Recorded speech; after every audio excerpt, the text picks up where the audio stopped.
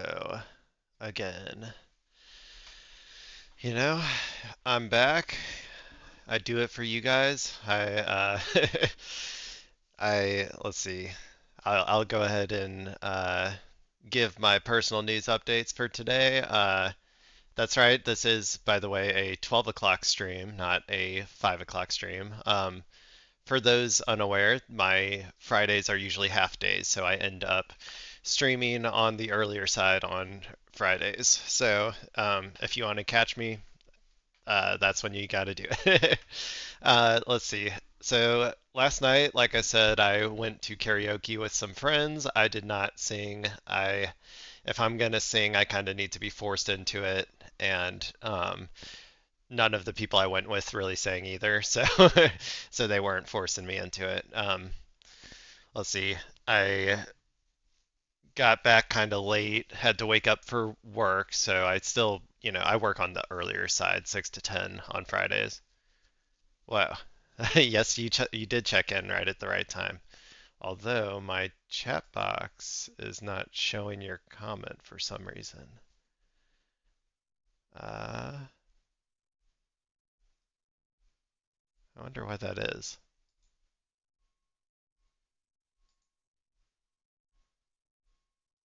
One sec.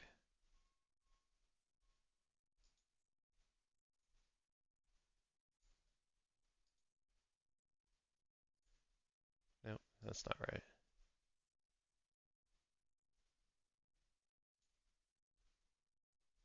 Okay. Well, I don't know why it's not showing your chats. I'll just, I'll pay attention over here.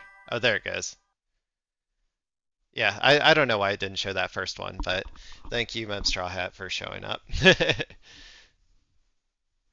Or sorry, Mem. That's right, Mem. Let's see. So, yeah, today was my half day, my weekly half day on Fridays. I'm starting streaming at 12 today. That'll probably be likely the case going forward as well on Fridays. So yeah, today is going to be a little bit less planned than usual.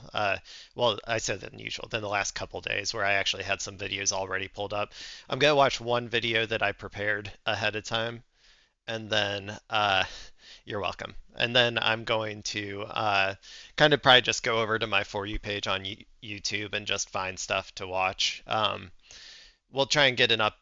We'll try and figure out kind of what's going on with Iran to start with. So we're going to start with this one of Donald Trump.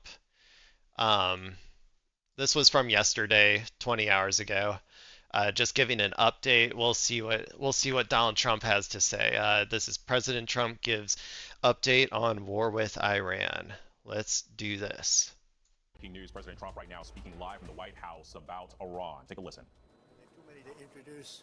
A lot of them are political champions, and we don't care about them today, right? Right, Duffy?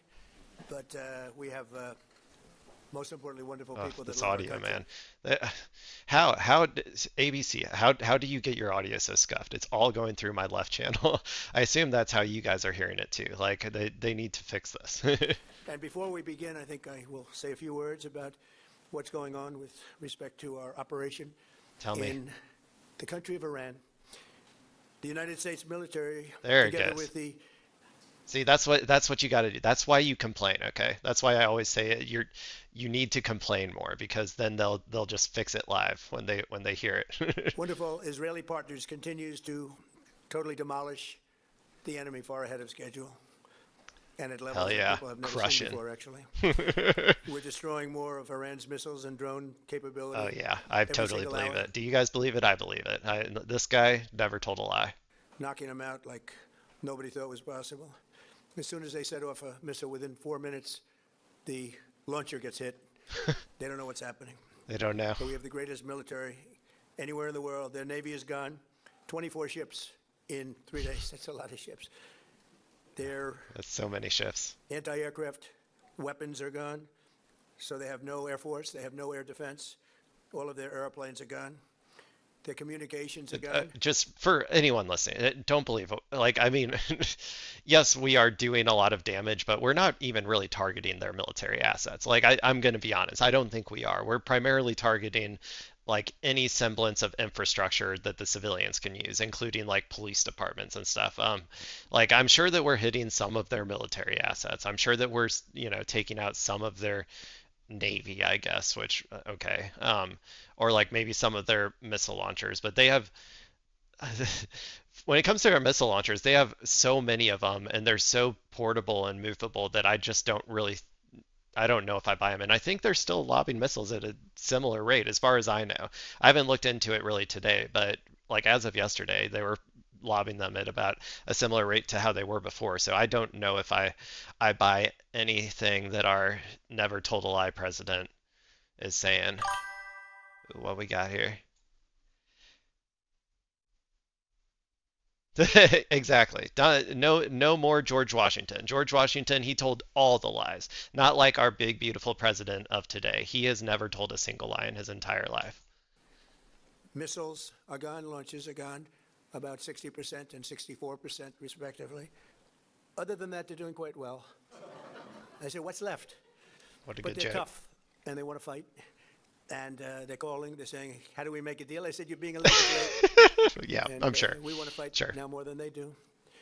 We've had 47 years. Like for those unaware, he asked to make a deal at first, like day one, like after the initial like bombing campaign. He was like, okay, expecting them to come back to the table, and they said no. And they said no specifically because they thought that if they agreed to a deal now, it would just be setting them up to get attacked again later. So they decided to just, go with all the threats that they have been threatening for years at this point. They finally decided to go through with it. And so now we're just living through the consequences because this bozo cannot think like more than like half a step ahead. Like, so yeah, I don't think that they're climbing over themselves to get a deal. Like, I think they understood when they made this decision that they're kind of in this for the long haul. Like, depending on the way you count it, but 47 years of horror with this group. that hair, And, man, his hair is getting thin. Do you think he'll ever give it up? Do you think he'll ever go full bald? I would love to see a bald Trump. I think it would be like seeing like a cat that you have that you like shave for the first time, like a big fluffy like tabby cat that like you've had for a while and then you shave it and you're like, ugh, oh my gosh. Like I don't know, we got to get that at some point. when you see somebody walking down the street without their legs, without the arms, whose face is so badly affected and hurt, it mostly came from 95% Soleimani and Iran, and we, What? other presidents lived with it. I didn't live with it, and so our people are doing a great job. Again, the greatest military anyone's seen. Thank you.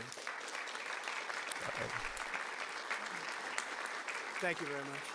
And yesterday, my administration announced decisive This action. dude, this dude doesn't belong here. Is anyone else seeing this guy right here? Who is this guy? Why is he like? He looks like he should be like a bassist in like a new metal band. Why is he here? To help keep down the oil prices, including offering political risk insurance for tankers transiting into the Gulf, as you know, pretty dangerous territory. Further action to reduce pressure on oil is imminent, and the oil seems to have pretty much stabilized. We had it very low, but I had to take this little detour if it's okay with everybody. Scott, it's okay with you? Scott's the one who has to put up with it. He said, you have to What do a this now. I jokester. said, I have to do it, Scott, right? But it's Had been to do very it. strong, and everybody, including Scott, everybody feels we had really no Scott choice. loves They this. were going to hit Scott, us. We this didn't hit them this is Scott's favorite thing right now. He loves getting called on by Trump. because they're crazy.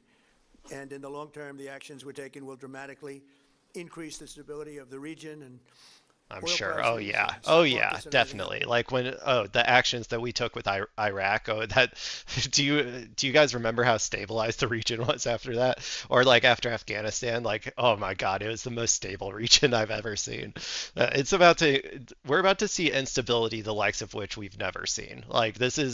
We're gonna see like uh like super mega mecha ISIS come out of the woodwork. Like they're gonna be, have more power than any terrorist network that has ever come before them. Like this, we're about to see some consequences that are kind of going to be crazy. And then also the amount of migration that will be coming out of the region soon. If Europe if Europe thought they were being taken over by Muslim hordes or whatever the fuck those racist ass Brits think, like before, they're just wait, buddy. You thought the hordes were coming before. Like, I mean, this is just we're we suck, dude. We suck. The all-time record in history with the Dow going to 50,000. So Dow is at 50,000. It was supposed to be maybe, if we were lucky, within it's under the end of my 50,000. presidency in 4 years. Charge Epstein, hurry before it gets back over 50,000. Go get him. Or not Epstein, charge all the associates. That's what it was. Pam Bondi said we can't. Why are you focusing on Epstein when when the Dow's over 50,000? But here's our chance. And we did it in my Get first 'em. year. We did the S&P 500. We did that in a period of less than a year, and that was even tougher than the Dow. They said so it wasn't going to happen. But we have a great country. We have a country that's never done this well. We've had tremendous success in so many different ways. Everybody here agrees, Mr. President. Not a single American disagrees with that statement. We all think everything is great. My first term, and we're using it more than I'd like to use it, to be honest with you. But when we used it, we found out it certainly did work. When we look at Venezuela, when we look at the first attack, Midnight Hammer, in Iran, which really set the stage for what we're doing right now, it's been pretty amazing. And I'm once again calling on all members of the Iranian Revolutionary Guard, the military, and the police to lay down their arms. Lay them down. And now is the time to stand up for the Iranian people and help. We promise, we won't kill you all, we promise. You're going to have a chance after all these years to take back your country. Accept immunity. We'll give you immunity. And we'll be giving you really I don't need to tell the IRGC this, but don't take that deal. We're not known for being that trustworthy. I know I said that he never tells a lie, but, you know, wink, wink. History, because that's what it is. So you'll be perfectly safe with total immunity, or you'll face absolutely guaranteed death. And I don't want to see that. Guaranteed, 100%. We also urge Iranian diplomats around the world to request asylum and to help us shape a new and better Iran with great potential. It's a country with great potential. It's much better future. I mean, Iran. it had great potential until we started fucking with it so much. Man, poor Iran. The United States will ensure that whoever leads the country next, Iran will not threaten America or its neighbors, Israel, anybody. If you look at what happened, they had missiles aimed at all of these other countries, Qatar, Saudi Arabia, UAE, many others, that weren't really involved very much, and they had missiles aimed. Well, they were aimed there long very before much. this ever started. They were a little bit involved, but they weren't involved that much. I mean, come on, guys. The entire Middle East. And then we came along. We blew up their party. So we have phenomenal people. I want to thank all of the people that have been involved. Marco, you've been doing a fantastic job. And you've been doing a fantastic job on a place called Cuba. Cuba. Are we still doing shit with Cuba? What's going on? I thought all of our Navy assets moved from Latin America to Iran. What's going on? And I said it before, China, get oil to Cuba now. We're too bogged down. We're too bogged down. Go, go, go. A-Rod came in before. I said, hey, do you want to come up to a little award? He's gone to plenty of award ceremonies. Thank you, A-Rod. Big fan. But what's happening with Cuba is amazing. And we think that we want to finish this one first, but that will be just a question of time before you and a lot of unbelievable people. It won't take more than 20, 30 years, I swear. Are going to be going back to Cuba. Hopefully. And watch out, Cuba. 20, 30 years later, we're going to get you. Not to stay. We want you back, and we don't want to lose you. We don't want to make it so nice. We just want you back. But some people come back to us, Cuba. They love Cuba so much. I hear it all the time. We love you. We want to grope all your oil. We want to grope all your oil like they're a 12-year-old Russian girl that Epstein brought over. It wasn't supposed to happen. Venezuela is going great.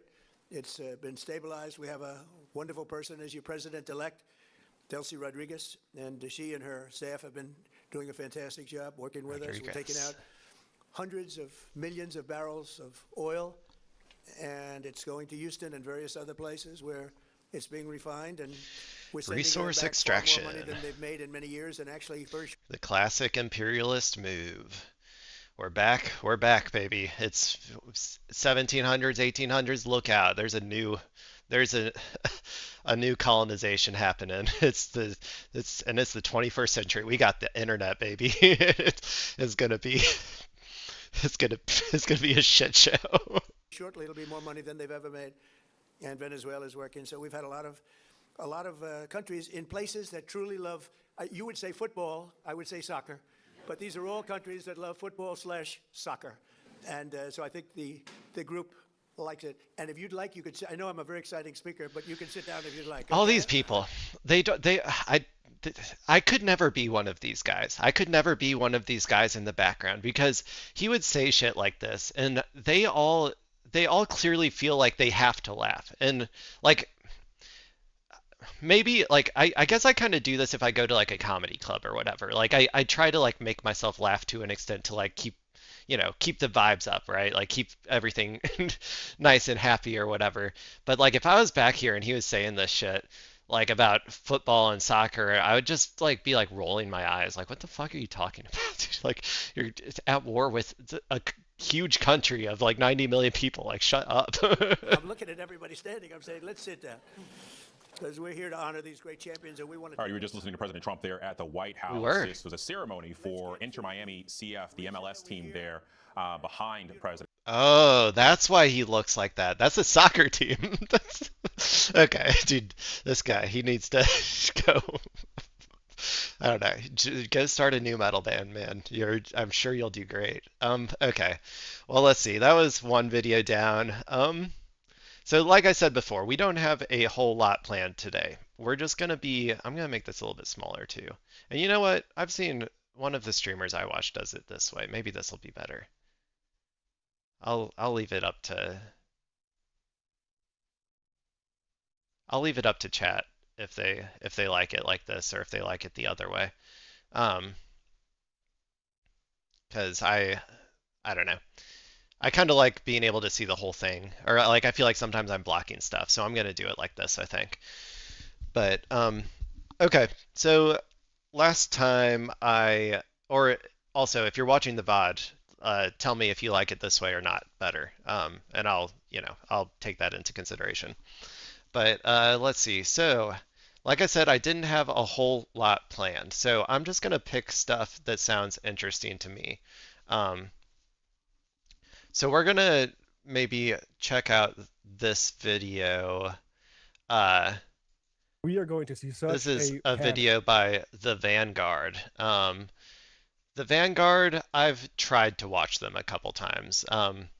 It's not like I disagree with them on much, but I do think that, no offense to them, I do think they're maybe a little bit too animated for me or something. Like they're too, uh, I don't know. They give me the vibe like they're trying to be a little too like animated, I guess. And so maybe that's why I don't really like enjoy watching them that much. But I did want to hear Matt Leck here discuss. This is about Anna Kasparian, my my favorite liberal, I guess, turned what like transphobic, uh, reactionary centrist, I guess. I don't really know exactly what Anna Kasparian identifies as anymore.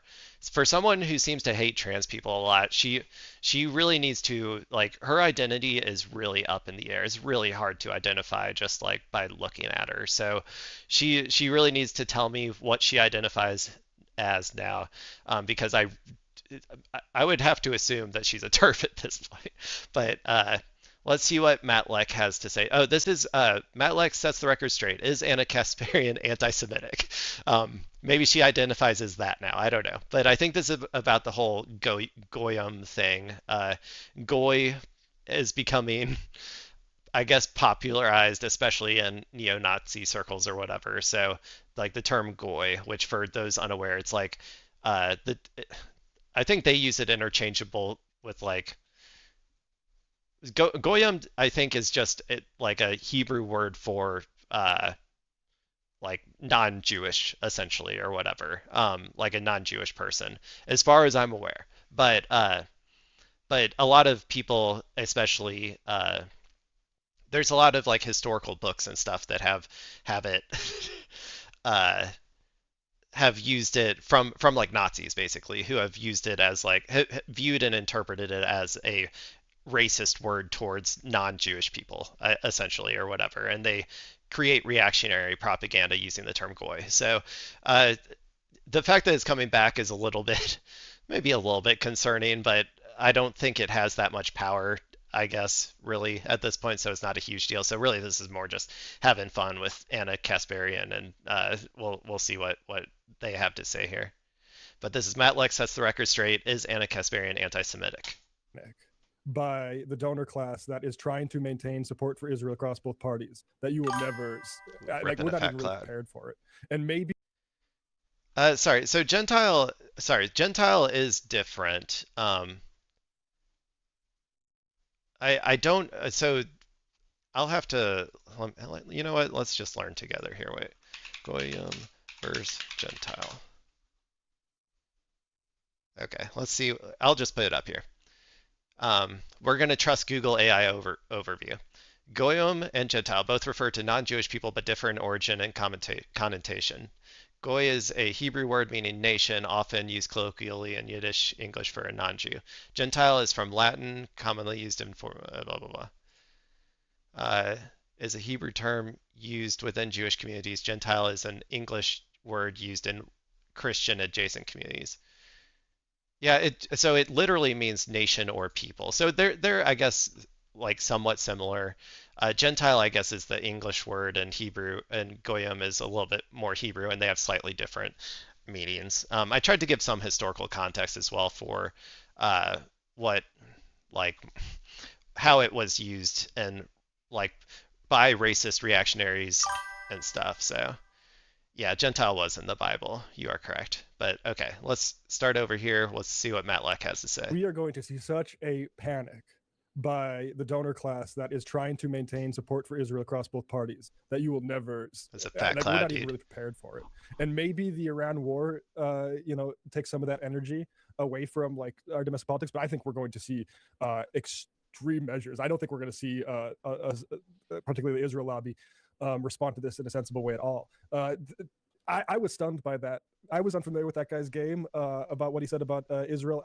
I was impressed by it before I knew he said it on October 8th, frankly, and that he was able to withstand. I imagine that came up. I imagine it did. Maybe there's not a whole I lot of don't know opera going on exactly in what that they're prime or talking whatever, about right now. but that he was, because what he said was absolutely true, and it was the thing that needed to be said on October 8th. And I was glad I was on Ben Burgess' show There's a the lot of day things that after. need to be And I said said. pretty much the same thing. This history doesn't start here, and these sorts of Dude, if anyone was around October 8th, it was rough being pro-Palestine. Like it was people were insane. Like it was like psychotic the things that I was seeing back then. horrors when they happen, you have to be able to look at whether or not a system that is being upheld is provoking that sort of outburst. And the truth is, And then a lot of people also they got really mad at people going out and protesting for Palestine on October 8th. And it was so frustrating to me because it's like if you've known about this, you've known about this apartheid for so long, and you feel so much for the Palestinian people, and you just know exactly what's going to happen. Like you know what's going to happen. Like yes, you need to go out there on day one, and but then they just smeared everybody who went out there to protest on October 8th as like terrorist sympathizers and supporters, and it was just and the media. Sorry, okay, I'm getting distracted. This is supposed to be a fun video. I'm sorry. that's how adults have to look at these things. There's a book that I talk about all the time, 1827, early in American fiction history, called Hope Leslie, or Early Times in He's the so well read, Massachusetts. dude. And it was set 200 years before it was actually published in the 1600s, but it was about a Native American uprising and slaughter of colonists. Wow. And one of the main characters is a young Indian girl named Hope Leslie. And she says, when the hour of vengeance comes, remember that it was provoked. Mm. And if a early American novelist can say that in the 1800s, we should be able to say that now and not have to go to this blackmail where history started on October 7th. And how dare you try to say that this was in any way provoked or encouraged by negligence of the Israeli state, because it clearly was. Always go back, and always you should when I the reason that I got so invested in Palestine was because I read a lot about indigenous people's history in America, and I saw what Israel was doing, and it was the exact same thing. It was every tactic that we used on the indigenous people of America. And so um like I don't know, I think that that's if you feel a certain way about that back then, you should feel the same way now. like this is the long history of Israel. They will push people until they break, and then they will use that break as an excuse to do further brutalization. This is a pattern that anybody with basic pattern recognition should acknowledge. I will say Summer Lee might be another Sure. representative. I almost added Summer Lee, but I wasn't as intimately familiar with her voting record. But I agree, nothing but big love and praise for Summer Lee out in Pennsylvania. And just to mention really quickly, Matt, one of the things that really informed my commentary in the aftermath of October 7th, right? Because there were a lot of people that were like, you guys need to condemn this, and it's like the reality. I kept thinking about something that Michael Brooks used to say all the time on your guys' show back in the day when he would talk about David Cameron would refer to the situation in Gaza as an open air prison. This is one of the most conservative prime ministers in modern history over in the UK. And even if he can, with his own eyes, identify that these people were being held against their will in an open air prison, man. like you cannot argue Have a good rest that of your this day was too. an unprovoked retaliation. You could argue that it was an act of war that resulted in the lives of civilians being lost, but you cannot say it was unprovoked. Okay, I let's feel like get to history the always goy. kind of- Let's get to the goy portion of this. They're our greatest ally. They could do no wrong. At Tucker Carlson, a very real commentary about how there are going to be pernicious and nefarious folks who use this as a cover for anti-Semitism. I would be Okay, I really think they're curious getting into how it now. you would, as somebody who obviously understands anti-Semitism, is both used as a shield from very valid criticism, but also when it comes to people like Nick Fuentes, Candace Owens, Tucker Carlson, a very real conspiracy and a harmful one that they're willing to traffic in. So when you see people, come out and say the Goyim are waking up and, whatever, but they also are correctly criticizing Israel a lot of the time, how do you weigh the fact that you do not want to be, creating more hysteria where people are accused of anti-Semitism, but you also do not want to allow people who identify as being ostensibly on the left get away with the basic moral code of what it means to be a leftist in this country? Yeah, I mean, the simple answer is I consider those people nationalists. Anybody who's willing to sort of analyze the situation as if it is a religious conflict or even an ethnic one is obscuring what it actually is, which is a settler colonial project, which is fostering extreme nationalism across the entire region. People point out, Zionists will point out, what about the expulsions that happened after the formation of Israel? Well, yes, when you literally decide we're all doing this ethnic nationalism thing now, it has some pretty nasty consequences. And to me, it's not that hard. It's pretty easy to understand that, like, there's when you like, if talk about Anna Kasparian, the idea that she can't reject people in her replies that are saying the Goyim are waking up. That's about Anna and her place in the media ecosystem. It's not about any kind of analysis. She can't say no to a Candace Owens type audience. And Candace Owens, like, remember what you said about Hitler. She'll get captured. Anna Kasparian will get captured. I mean, she already kind of is, but she'll get captured in the right-wing reactionary pipeline. It's so funny. It's so funny. Dave Rubin, he left the left, and Anna Kasparian and Cenk were so mad about it, and they like talked about it endlessly, and now they're doing the same, and they're just reactionary, and they kind of always were. I started watching TYT maybe, man, when was that? 2016, 2015? Like right when I was kind of still a liberal and learning about this stuff. And they were like an entry point, but even back then they were pretty reactionary. And their inability to like escape from their desire, I think their desire to like make money and like be like a real news network or whatever, and it just keeps them from ever being able to have like moral clarity on a lot of these things.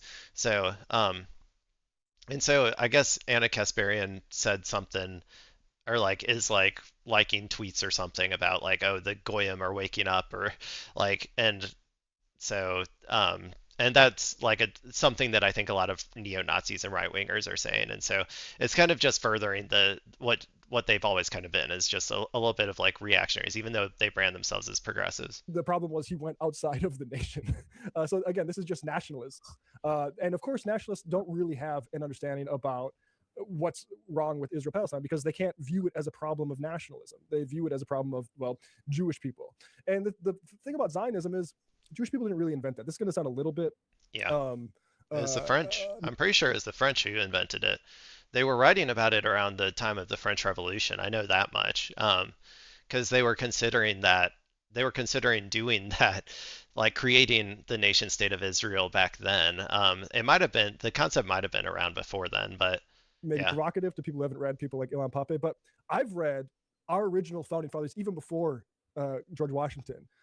People like Cotton Mather in again colonial Massachusetts. And guess what? When they were talking about going to war with indigenous populations in the colonial U.S., they were citing the same parts of the Bible. They were talking about Amalek the same way Zionists talk about it now Yeah, because of they were going off course. the same It's book. the exact And same when you thing. allow fundamentalist settler colonies to be animated by this sort of thing, they're going to use whatever culture they have, and often that's religious, to basically support those ends. Those ends being, we need our people to have exclusive dominion Okay. over this. This wasn't as fun as I was hoping. We're gonna go to the For You page, and we're gonna look for some stuff to watch. Hopefully, maybe a little more Iran war content.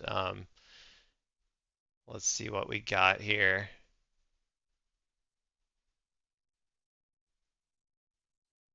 Do do do do do do. Oh, this would be maybe I'll add this to the playlist. Oh, actually, yeah, let's check out Al Jazeera. They'll probably have some stuff.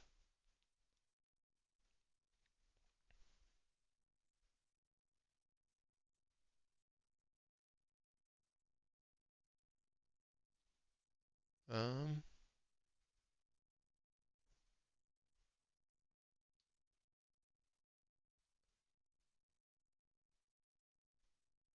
Sorry, I'm trying to find something good to watch. Let's see. You know what? I'm gonna go back to my playlist actually.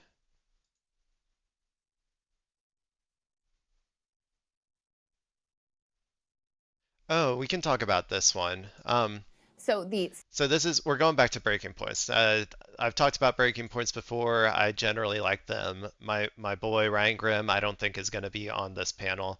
Um, but this is from yesterday. So as I'm sure a lot of people know, so Congress recently voted on the War Powers Resolution and it failed. And I don't know. I was almost a little surprised just because of how unpopular the war is, but I guess the American government doesn't feel in any way responsible to the people anymore. That they would have enough of their representatives vote in favor of ending the war.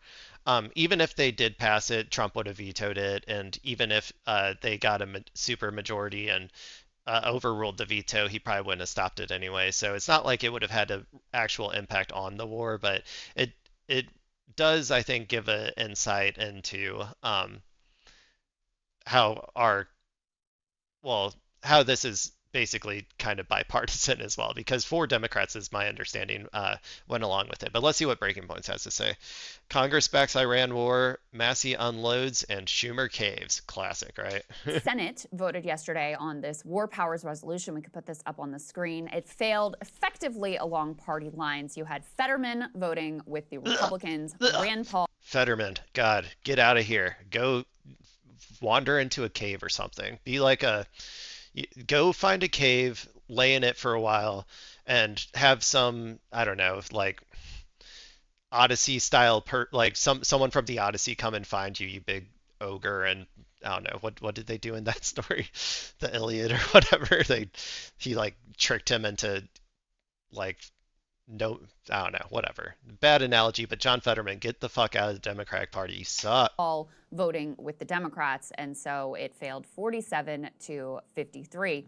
And I think it's noteworthy.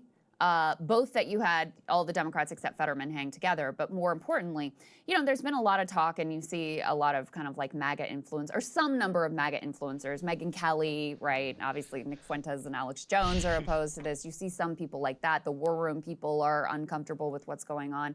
So you see a lot of like loud voices who are on the right, who are opposed to this war with Iran.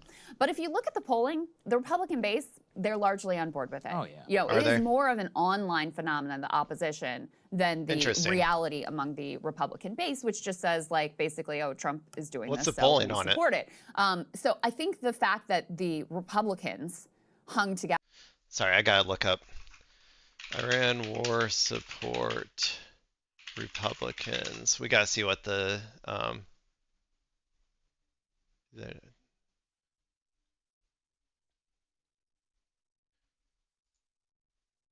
1 in 4 total.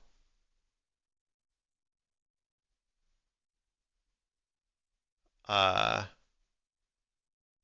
all adults support, yes, 27%. Republicans, 55%. That's not that much, though. I mean, like the base of okay, Donald Trump's like actual, base, the core diehard people, right?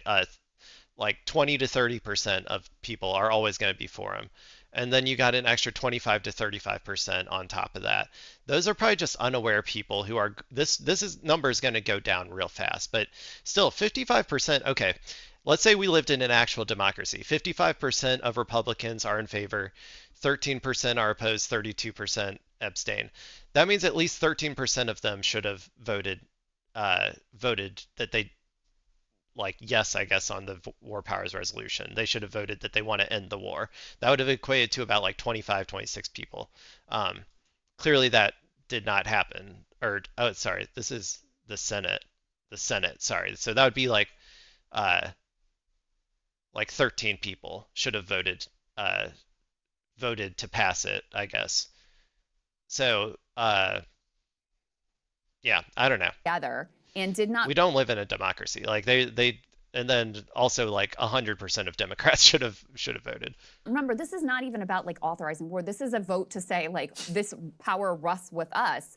That even the Susan Collins of the world, who is very likely to get her clock cleaned by Graham Plattner in the fall, Ooh, clock even cleaning. they felt like That's some good YouTube content. Go check out clock cleaning videos. right political calculus was to vote against this. Now you have to factor into that not only the like political base and the fear of Trump and his ire, you also have to factor into that the money from AIPAC and other Israel lobby types. And the ideology too, that's a great point too, is some of these people just genuinely believe in endless war. Many of them genuinely believe in endless war. And so that's how you end up with a situation where even though you have, some 70% of the country that is like, no, we don't want this, you still have every Republican Senate, save for Rand Paul, saying, we're going to let the president do whatever he wants. Right, and that is the scary part. To stick on that, one of the things I personally hate is people wish-casting analysis. So there's been, like you just said, I do that sometimes.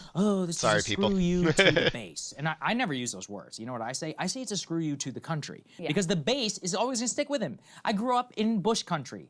5,000 U.S. troops were killed. True. They didn't care. Okay, they all stuck with him till the end. He's my president. I'd like to have a beer with him. You remember all that? They said that till 2009. That's what a lot of these people were saying. Today, they would all claim that they were all against it. Not true. I remember. But that's the reality. The base, they'll stick with him. Now, the rest of the country, independents, the 51%, let's say, who voted for him, that's a whole other story. Those are the people who are much more on the fence, people who are not self-identified actual Republicans. Many of them, one of the things that can explain this number is when you start self-identifying other than as a Republican and then you disagree, it shoots the Republican number support up for the war. But let's not make any mistake that all of these people are loyal to Donald Trump and to party ideology itself. I will say in the Senate case vote, what you see with the Susan Collins and the Murkowskis and all of them is I actually think Susan Collins and Lisa Murkowski, they vote against Trump all the time. All the time, right? And they've been able to survive. It's very telling to me that the one thing they won't vote against him on is Iran, because they support the operation. I don't think that we can adequately bipartisan. It's bipartisan. When it comes to the people who hold power, it's bipartisan. The way that in Washington brain, this is a justified operation to the extent that it's gone bad. It's because Trump hasn't done it the process way, properly. He didn't brief us. Yeah, he didn't brief us properly. It's like, that's all they care about. They don't care about the fact that we're in a bad conflict, period, end of story. This is going to be just like 2004. The war Democrats, they're already emerging, and we're seeing some of this. And yes, just like 2003, there are only extremely limited, count on one hand the type of people who will speak out either against party or against ideology to say this is ridiculous. One of them is Congressman Thomas Massie. Here he is. Let's take a listen. As to why we launched this preemptive war, the president says we had to strike first because an Iranian strike was imminent. Meanwhile, the Department of Defense conceded there was no evidence of an imminent Iranian strike. It's coming in any day now. Any day that strike will be coming. Some told us this war was about nuclear weapons. But 6 months ago, we were assured our It's last about, strike. hey, it's about everything and nothing. We live in Orwellian times. It's everything and nothing. It's, you know, we're going to war, but we're actually not at war. Like, it's Orwell. It's just what we have to live through. On Iran decimated their nuclear program. So which is it? I think the most candid answer came from the Secretary of State, who told the press that Israel forced our hand and dragged us into this war.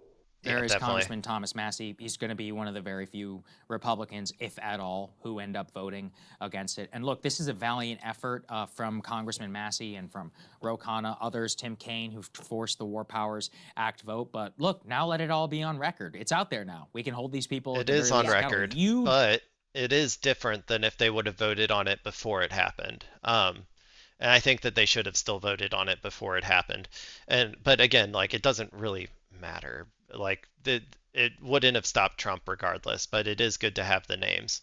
did not even want to vote for the ability Just to. because this is going to be incredibly unpopular in the future. This might be the most unpopular. Like, if you thought Iraq is unpopular now, like, imagine in 10 years, like, what this is going to be. This is going to be so much worse. There's going to probably be a lot more death and destruction, like, chaos around the region, probably potentially, especially if they go boots on the ground, there will be significantly more American casualties, tens of thousands, um, it's going to be bad. And so it is good to have all of their names on record, at least right now. To vote whether this is something that you have an interest in. Okay, Pathetic. we got you. We hear you loud and clear. What's going to come next is this supplemental funding, though. That's the big question. Well, and that is the purpose of these votes. I mean, they're not even. Imagine a world where they actually did pass the War Powers Resolution. It's not like we really think that that would constrain Trump. That's What what I this said. is about is putting people on the record for history, so Yeah. that forever it is marked Ugh, down in the history Consequences. books. Who Not just for history. Okay. It is good so that we can shame them later and vote them out of office, but there needs to be consequences. Not just voting out of office, not letting them get some cushy book deal. Like, the people who voted, the names of the people who voted to against this, to stop it from passing, they at some point need to face actual real material consequences. If it goes as badly as I'm expecting it to go, and if it costs as much as I'm expecting it to cost, and if it kills as many Americans as I expect it to kill, and if it causes as much, as many war crimes as I expect it to cause, there needs to be real consequences. These people need to be thrown in jail for life. Most of them probably should have already been in jail for life, but we live in a fake country with fake rules that nobody has to follow. So whatever. Fuck, did sorry. what when? I need to stop getting so mad. I need to be fun. I'm supposed to be a fun YouTuber. I'm not supposed to be angry all the time. I just had to start streaming right whenever the Iran war was starting. Because again, you're going to have so many people after the fact when this thing, I mean, it's already gone bad. I don't know how anyone's supporting it already, but when it is an undeniable, complete catastrophe, and Americans reject it overwhelmingly in a way that is, again, undeniable, you're going to have all kinds of people pretending they opposed it from the jump. So at least for these politicians, we can get them on the record. Where did you stand? What did you do at the beginning? Did you even have the guts to claim the power for Congress to weigh in on this thing? Or did you just say, yes, sir, Mr. President, whatever mayhem and madness you want to do, go ahead and go for it. So let's go and put C3 up on the screen, because to Sagar's point, the next battle is over. Funding. Now, have you heard anyone in the media say... Let's have some predictions here. Are they going to actually fund this with taxes? Like, I mean, I think that we know the answer is going to be no. They're not going to raise taxes like that, because it's all funny money. Like, they're just going to borrow more debt, send the debt even higher. We're already in a quote unquote debt crisis. It just invalidates, America's standing in the world as the world reserve currency a little bit more. Like, I mean, I'm pretty sure that's what's going to happen, but hey, maybe they'll surprise me. Hear me out. What if they said, we're gonna pay for every dollar of this war by taxing the billionaires. I, I, if they did that, it maybe maybe people would be on board. How will you pay for it? How will you pay for it? The roughly billion, probably more dollars a day that are being spent currently. The $50 billion reported supplemental funding that they're going to ask Congress for. This is Mike Johnson, Speaker of the House, says Congress will pass Iran war funding when appropriate. So When they $50 can. billion more. What else could that $50 billion be spent on? Do you have any ideas in your Medicare for head? all. Maybe healthcare, maybe housing, maybe Ooh, education. do you know how many houses I could buy with $50 million? Or 50 billion, sorry. Billion. Maybe infrastructure, maybe jobs, all kinds of things needs that could be done with infrastructure? this $50 billion rather than, killing little girls Who needs infrastructure when you can build bombs? Who needs roads? Just bombs, bombs, bombs, bombs, bombs, bombs. in Iran or risking our service members' lives in the Middle East. Seems like the American taxpayers probably have some better ideas of how they would like these funds to be spent. And yet, from the quote-unquote opposition party, you can put this up on the screen, Politico reached out to a bunch of senators on the Democratic side to say, They're hey, gonna pass it. They're gonna pass it. Democrats, they love war, man. There's never been a war that Democrats have not been giddy about. They love it. It's their favorite thing. you have expressed some concerns about this war, and all of the Democrats, save for Fetterman, Oh, and have Chuck Schumer, he is like, this is it. This is my time. Israel will ascend. It will take over the entire region, and then I can retire to some high rise in Tel Aviv, and it'll just be, like he's like, this is my shot. Like we're doing this. expressed those concerns, and all of them, save for Fetterman, voted for the War Powers Resolution. What about this supplemental funding? Schumer, before you can feel satisfied about a supplemental, and I haven't seen it, you have to know what the real goals are and what the end game is. You see there, he's not ruling it out. He's saying, Okay. we sorry. just need more information. We need a better briefing. Okay, again, process concern, not opposition. Delaware Senator Chris Coons, who absolutely sucks all the time, a senior Democratic appropriator, says he expects the Pentagon will send Congress a supplemental funding request and vowed to, quote, make sure we are making all the investments we can to keep U.S. troops safe. Coons said the Trump administration needs to testify at an open hearing so American people can get questions answered about the failures and planning that led to some of the challenges, losses, and mistakes in this war. Okay? So again, they need to. Okay, sorry, real quick. I want to go over this with people just so that they have these names too. Okay, how each member voted on Trump's Iran war powers. These four Democrats, they voted no, okay? This is in the House. These were the four that I was talking about. They voted no. Henry Cuellar, Jared Golden, Greg Landsman, Juan Vargas, okay? Texas, Maine, Ohio, California, respectively. Go get them.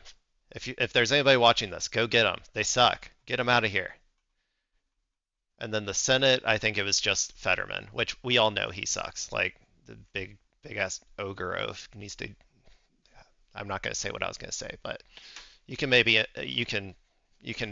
guess. He's probably pretty close to it, if you know what I mean, considering how his mental health sounds right now. To speak to the American people, but ultimately he's going to fund it, is bottom line what he's saying there. Our friend Alyssa Slotkin, she said, I don't rule anything out, comma, I mean, we're in it.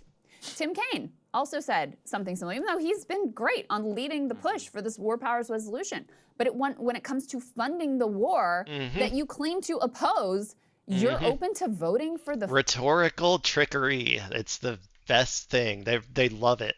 Their favorite thing in the House and the Senate is rhetoric. They are rhetorically against the war, but they are materially for the war. We saw it a lot with Biden too. He was rhetorically against Israel, but he was materially for Israel. I don't know. They're all just liars. They're all cretins. Please, God, one day, can we just throw them in jail? And I've said before, we need to bring back the guillotines, dude. Like this isn't me, calling for violence or whatever. This is me saying that like we need to have crimes that are punishable by death.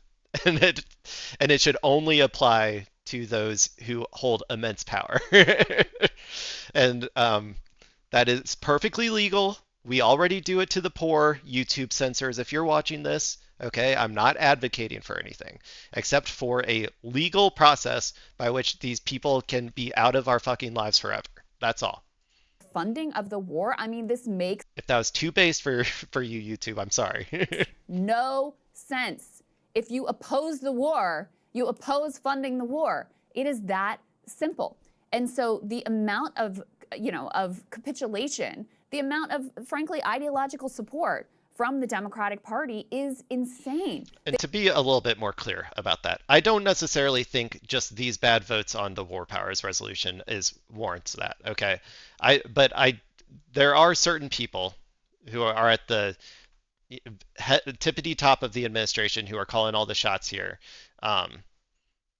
Not just in terms of Iran, but in terms of domestic policy as well. That, chop chop, you know what I'm saying? They are so disconnected from the base of the party. And so with their vote on the War Powers Resolution, the fact that they stayed lockstep, except for John Fetterman, that is a proof of how strongly, adamantly, the base is opposed to this thing. And not just from a you didn't brief us concern, but outright, directly opposed to this thing. They knew they could not vote against this War Powers Resolution because there would be hell to pay from the base. Mm-hmm. You saw Mark Kelly say, like, oh, I don't know how I'm going to vote on this thing. And I guarantee you he got slammed with phone calls. And next thing you know, guess how he voted? He voted for it. So they are under tremendous pressure from the base. And yet they think they can get away with voting to fund this thing. It is. People have to wake up. I think they're starting to. They have to wake up that this trickery that they do every single time, I hope to God it does not work. People should hopefully understand that they are voting to materially support the war by voting for funding. Absolutely insane to me. Well, trip down memory lane back in 2007, Nancy Pelosi, you might remember this, where she tried to fund the Iraq, because it was right after the 2006 victory for the midterms. Pelosi was negotiating funding with the Bush administration. And what she did is she put a withdrawal timeline on the funding for the administration. But even that was something that many of the progressive Democrats who were inside at the time were saying. What they were saying is like, no, you need a much faster withdrawal timeline because they didn't want to support the surge. Bush ended up vetoing it, and they did eventually win that entire funding battle, which of course kept American forces in Iraq. What they wanted to do was they wanted to fulfill their claim that they had, right, was basically, we ran on ending the war in Iraq, and the president now wants to surge troops in Iraq. We cannot then continue to fund what we ran against. But the moderate leaders in the Democratic Party, so-called, like Nancy Pelosi and others, who became the speaker, said, no, we can't do that because we have to play ball with the Bush administration. And so what they ended up doing, actually, was kind of knifing what had happened and continuing to fund that, not to mention what happened with Barack Obama. You're watching the exact same thing now play out. Is you can't say, especially in this case, Iraq was a whole other story, right? Because we had our troops on the ground, et cetera. Like, obviously many Democrats had voted for it. In this case, if you're going to be against it, then how can you continue to fund it? It's ridiculous, right? If you're saying that the best possible thing would be to force the administration's hand by saying, no, you can't have more money to continue operations, you need to figure out some sort of diplomatic solution, that is the best way to go about it. But they failed to do that under Bush. They also failed to do it multiple times under Obama. This is how the bipartisan consensus keeps going. And the more that the money is flowed, that's the only thing that allows the administration to continue to operate. That's the disaster, I think, that we're seeing. Yeah, and so we have it'll just be like, I don't know, we're getting to the point where the debt is just so high. It's going to topple over one of these days. And this is like, how much of the debt was created by like Iraq, like borrowing for Iraq? Like how much, like I'm sure it was a hefty portion of it. So we're going to be doing a lot more of that. I wouldn't be surprised if, well, whatever. What are we at? Like 39 trillion or something. No war powers. I mean, Glenn made this point, I thought it was so good, is that when the framers put together this idea of the Constitution, 39 trillion. They actually I wouldn't be surprised if by the end of this we're up to like 45, 50 trillion.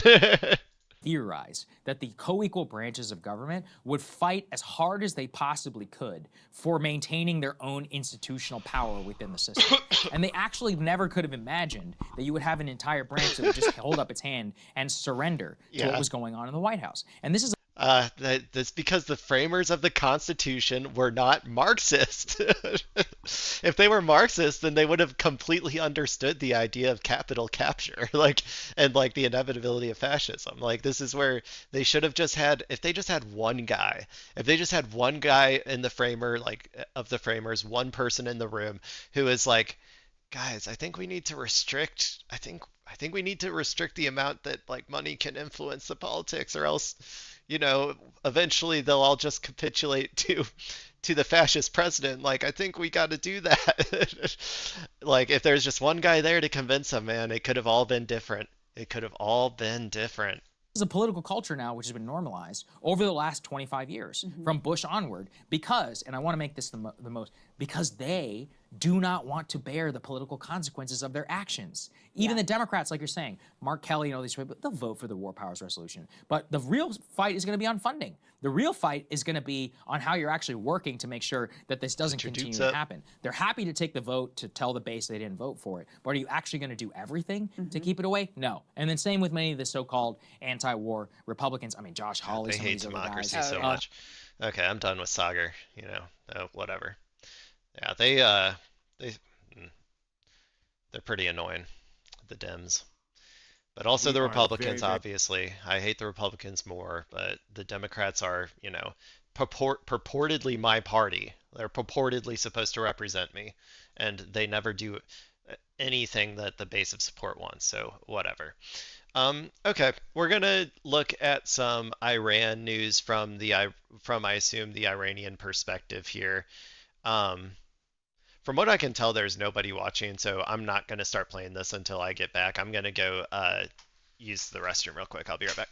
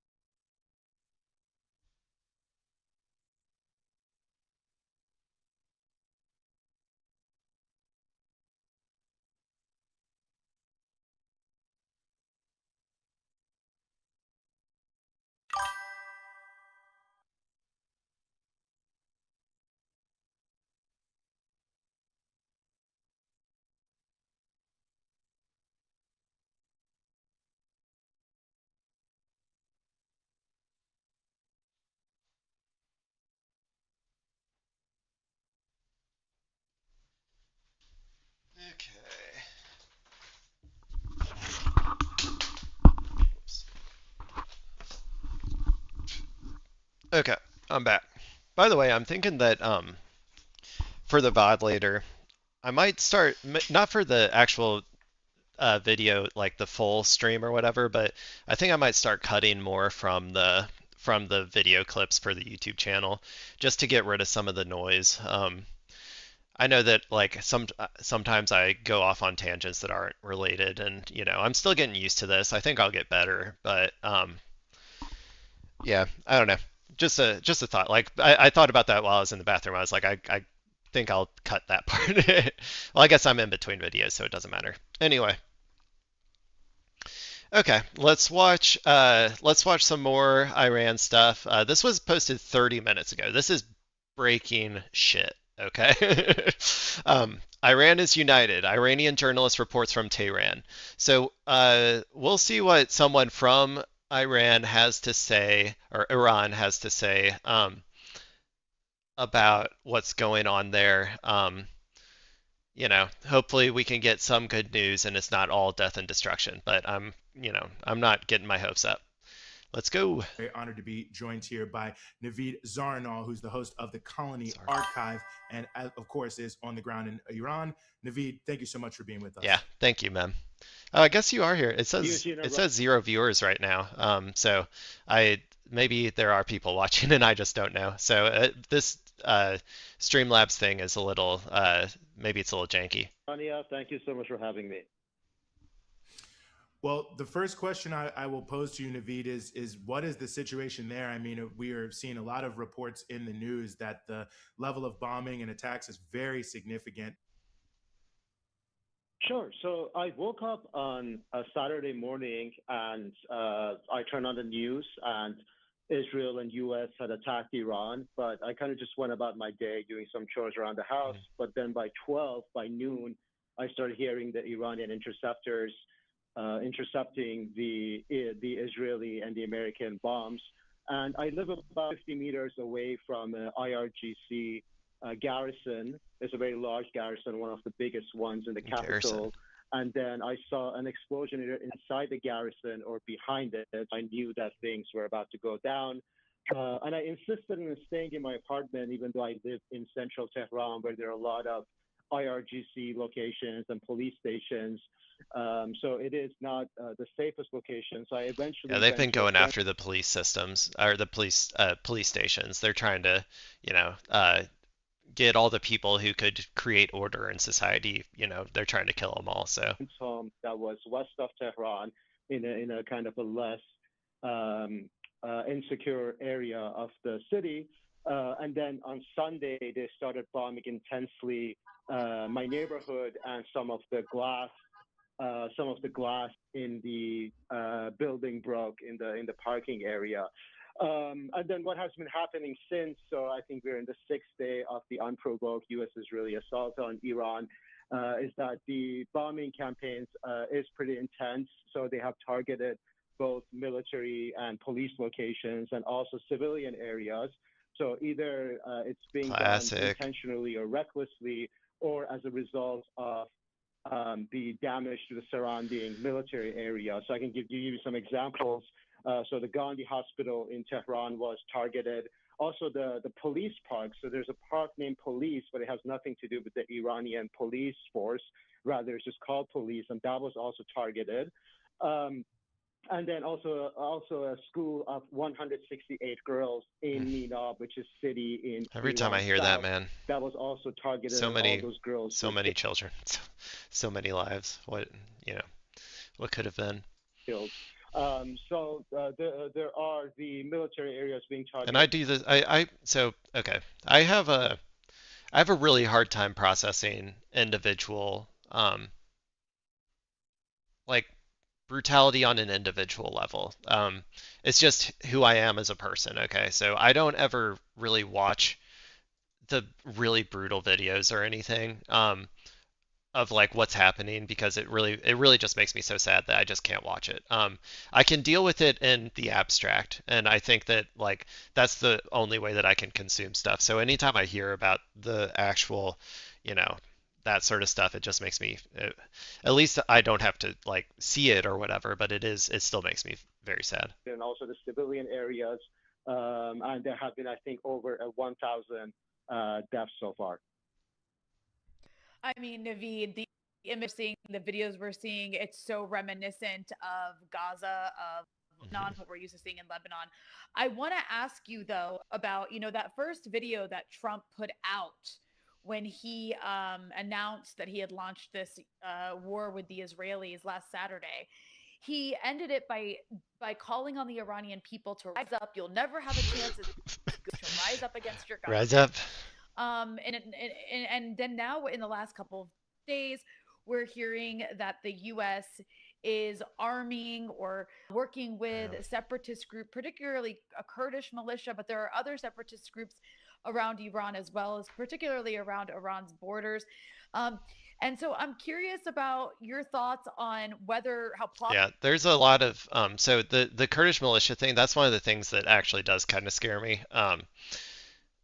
They always this is classic America stuff, classic imperialist stuff, but um, the Kurdish people they don't have a state. They're essentially a stateless people, and they are there's lots of groups and militias that are Kurdish, or like in and around Tehran, and so they could like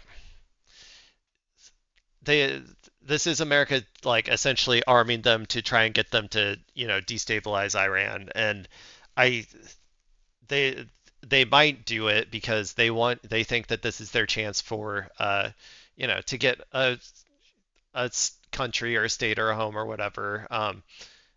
I I really hope that they you know don't succeed in that though. Like I feel sorry for the Kurdish people, but they are being used as pawns by the American, like by America right now, and they won't get out of this. You know, they won't get what they want out of this if they go along with it.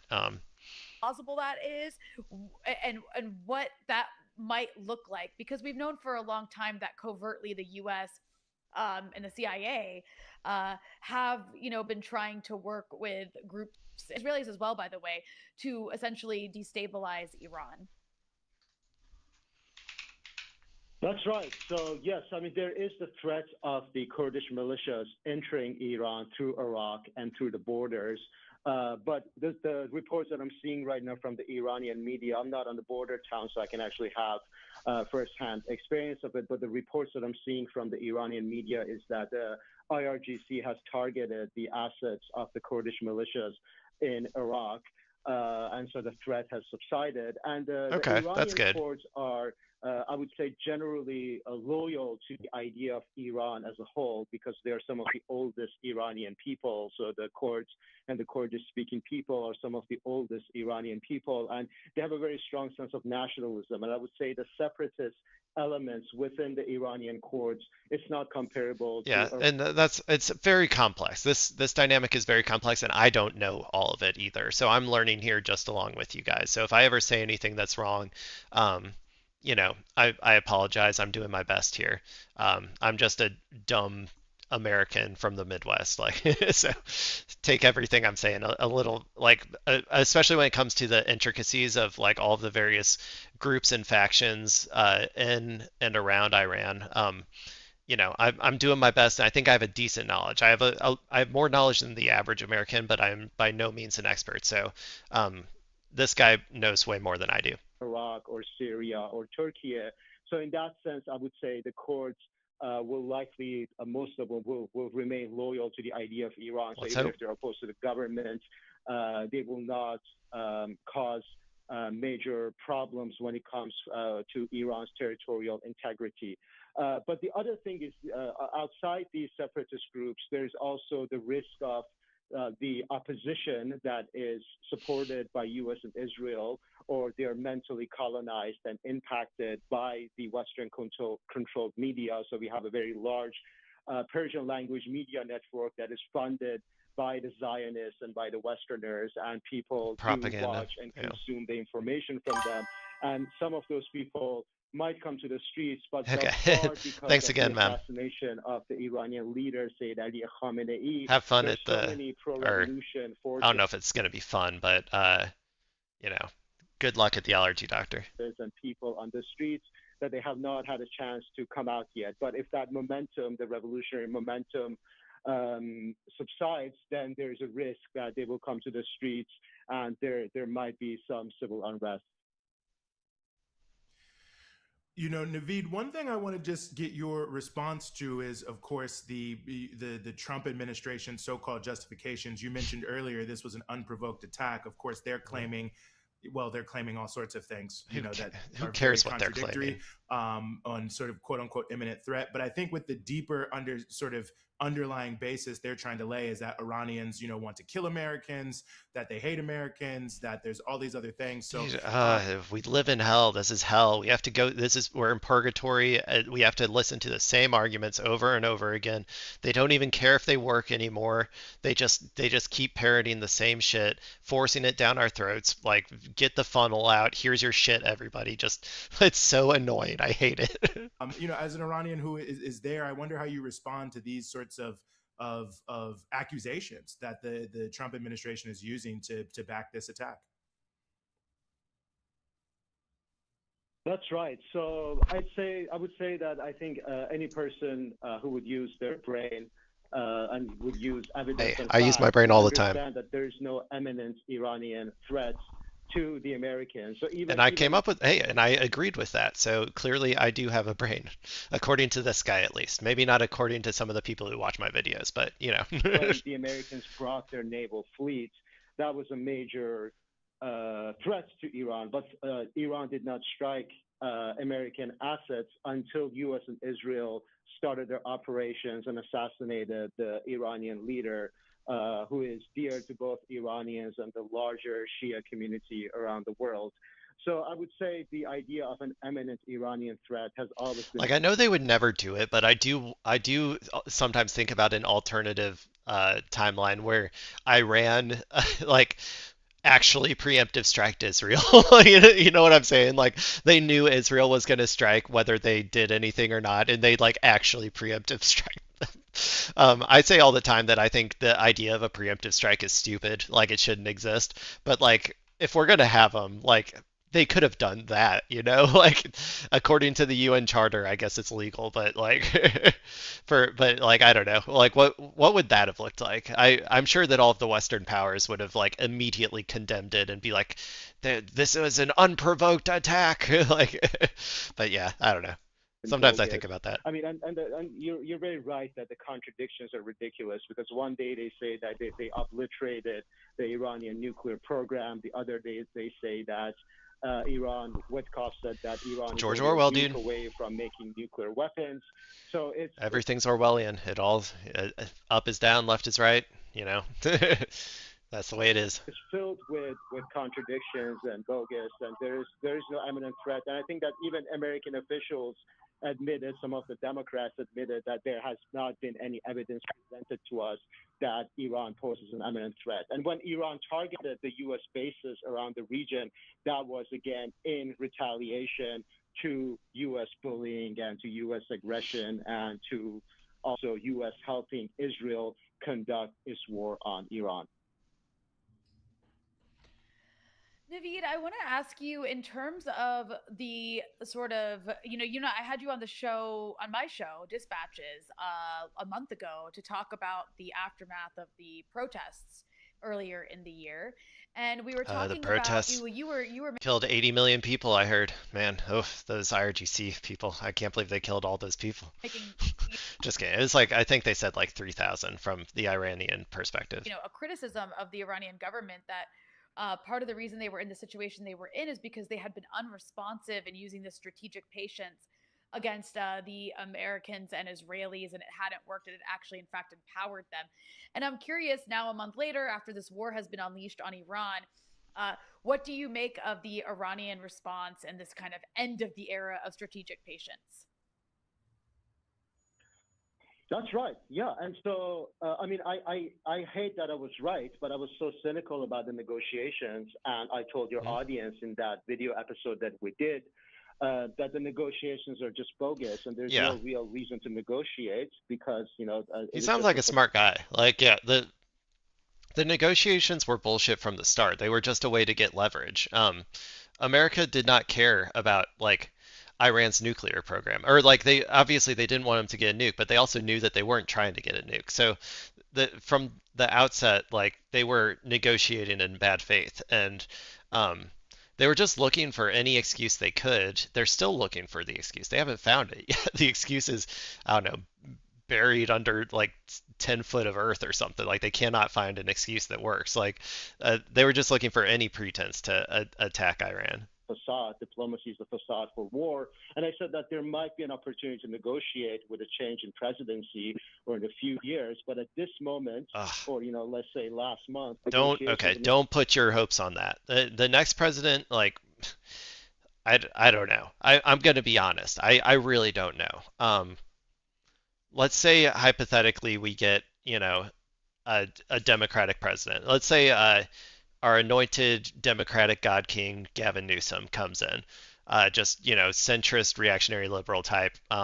Doesn't have very good like policies on a bunch of stuff and will likely like I don't know if he ends the war. Like if he comes in, I think that he keeps it going. It's like it's all bipartisan. All this shit is bipartisan. Unless you get a true anti-war candidate, like a true leftist candidate, like or someone who can be actively pressured by the left base, like I don't see how it ends in that perspective, and then that just ushers in the next like Republican fascist or whatever. And that's just all assuming that like again, they're making a big assumption here.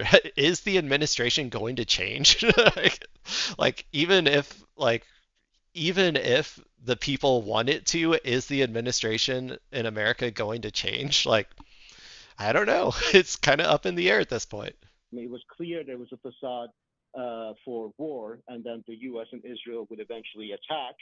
And it was also a strategy by the U.S. and Israelis to put the blame on Iranians, because the idea was that, well, we came to negotiate and they did not accept our offer. The same thing they did with the Palestinians, because if you talk to the Zionists, they always have these kind of fancies that the Israelis offered great peace deals to the Palestinians and they rejected it. Oh, But if you actually look at the lies. content of those deals, it was always extremely one-sided and Yeah. unfair. And it was the same thing with Iran. Lie, So cheat, what and steal. Trump was offering to the The Iranians was that we American-Israeli basically way. surrender and then we'll bomb you anyways. And of course, they're not going to accept that. They're not going to accept the Syria type situation. So the negotiations were going on, but then Donald Trump blew up the negotiations table at the request of Netanyahu in Israel. And we are in the situation that we are now. But as you correctly said, the whole kind of restraint and a strategic patience and going along with all the etiquettes of diplomacy, that's over for now. And Iran, from the reports that I'm seeing here and what I'm, seeing on the streets, is responding pretty. Yep, it had to end at some point. The strategic patience, it had to end at some point. It was a good strategy. They waited for America to get like less and less powerful to weigh in on the world stage. And they waited as long as they could, but there was an inevitability that America would lash out the weaker it got. Um, and so at some point you do have to use those missiles. They're there for this particular purpose. I think now was probably the right time to do this. Like I said, it was inevitable that America was going to do this. And so I think and inevitable that Iran would at some point have to use like a bunch of their missiles and like do this, actual war, like war, defensive war from their perspective against America. So now is probably the time. I think the IRGC and the command structure made a good call in terms of like not perpetually waiting, because we've seen other countries kind of perpetually wait to like use all of their stuff, and I don't think it really ends up working. Like at some point you gotta use those missiles for what they were always going to be used for. Forcefully to the unprovoked U.S.-Israeli attack. And Naveed, you mentioned some of the regional anger and protest at the assassination of the supreme leader. And, as someone who, you've lived in Pakistan, you know some of the different regional pieces. And we saw certainly there in Pakistan, maybe most notably, not only large protests against the action of assassinating the supreme leader, but, significant killings of protesters.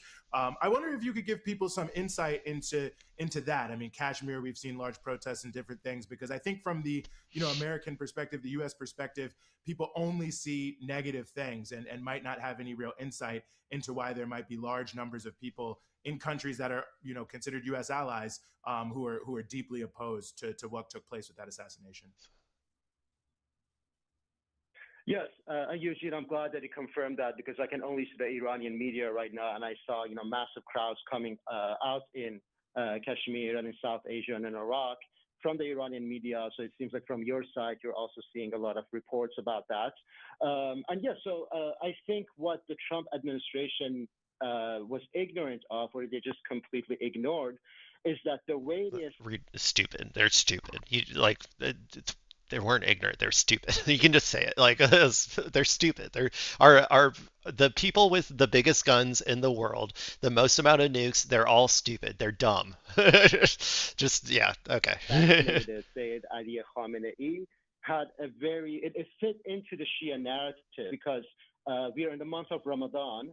And sorry, I gotta go back. They're not just stupid in the like normal State Department sense that they believe their own propaganda, and they believe in the the inevitability of America to like defeat everything, even though even like when you look back at our previous wars that we've been in, we like objectively lost them all. Like it's more that like these ones are even dumber. They are some of the dumbest people you will ever like meet in your entire life. Like even your average American and might be smarter than them, and that is saying something. The Americans are very like I don't want to say that they're like dumb, but they are very tuned out and like unaware. And but they still, I think, have a better sense of like reality. They're more connected to reality than this administration. The first Shia Imam, Imam Ali, was assassinated, was killed in month of Ramadan, and the anniversary of his assassination is coming up.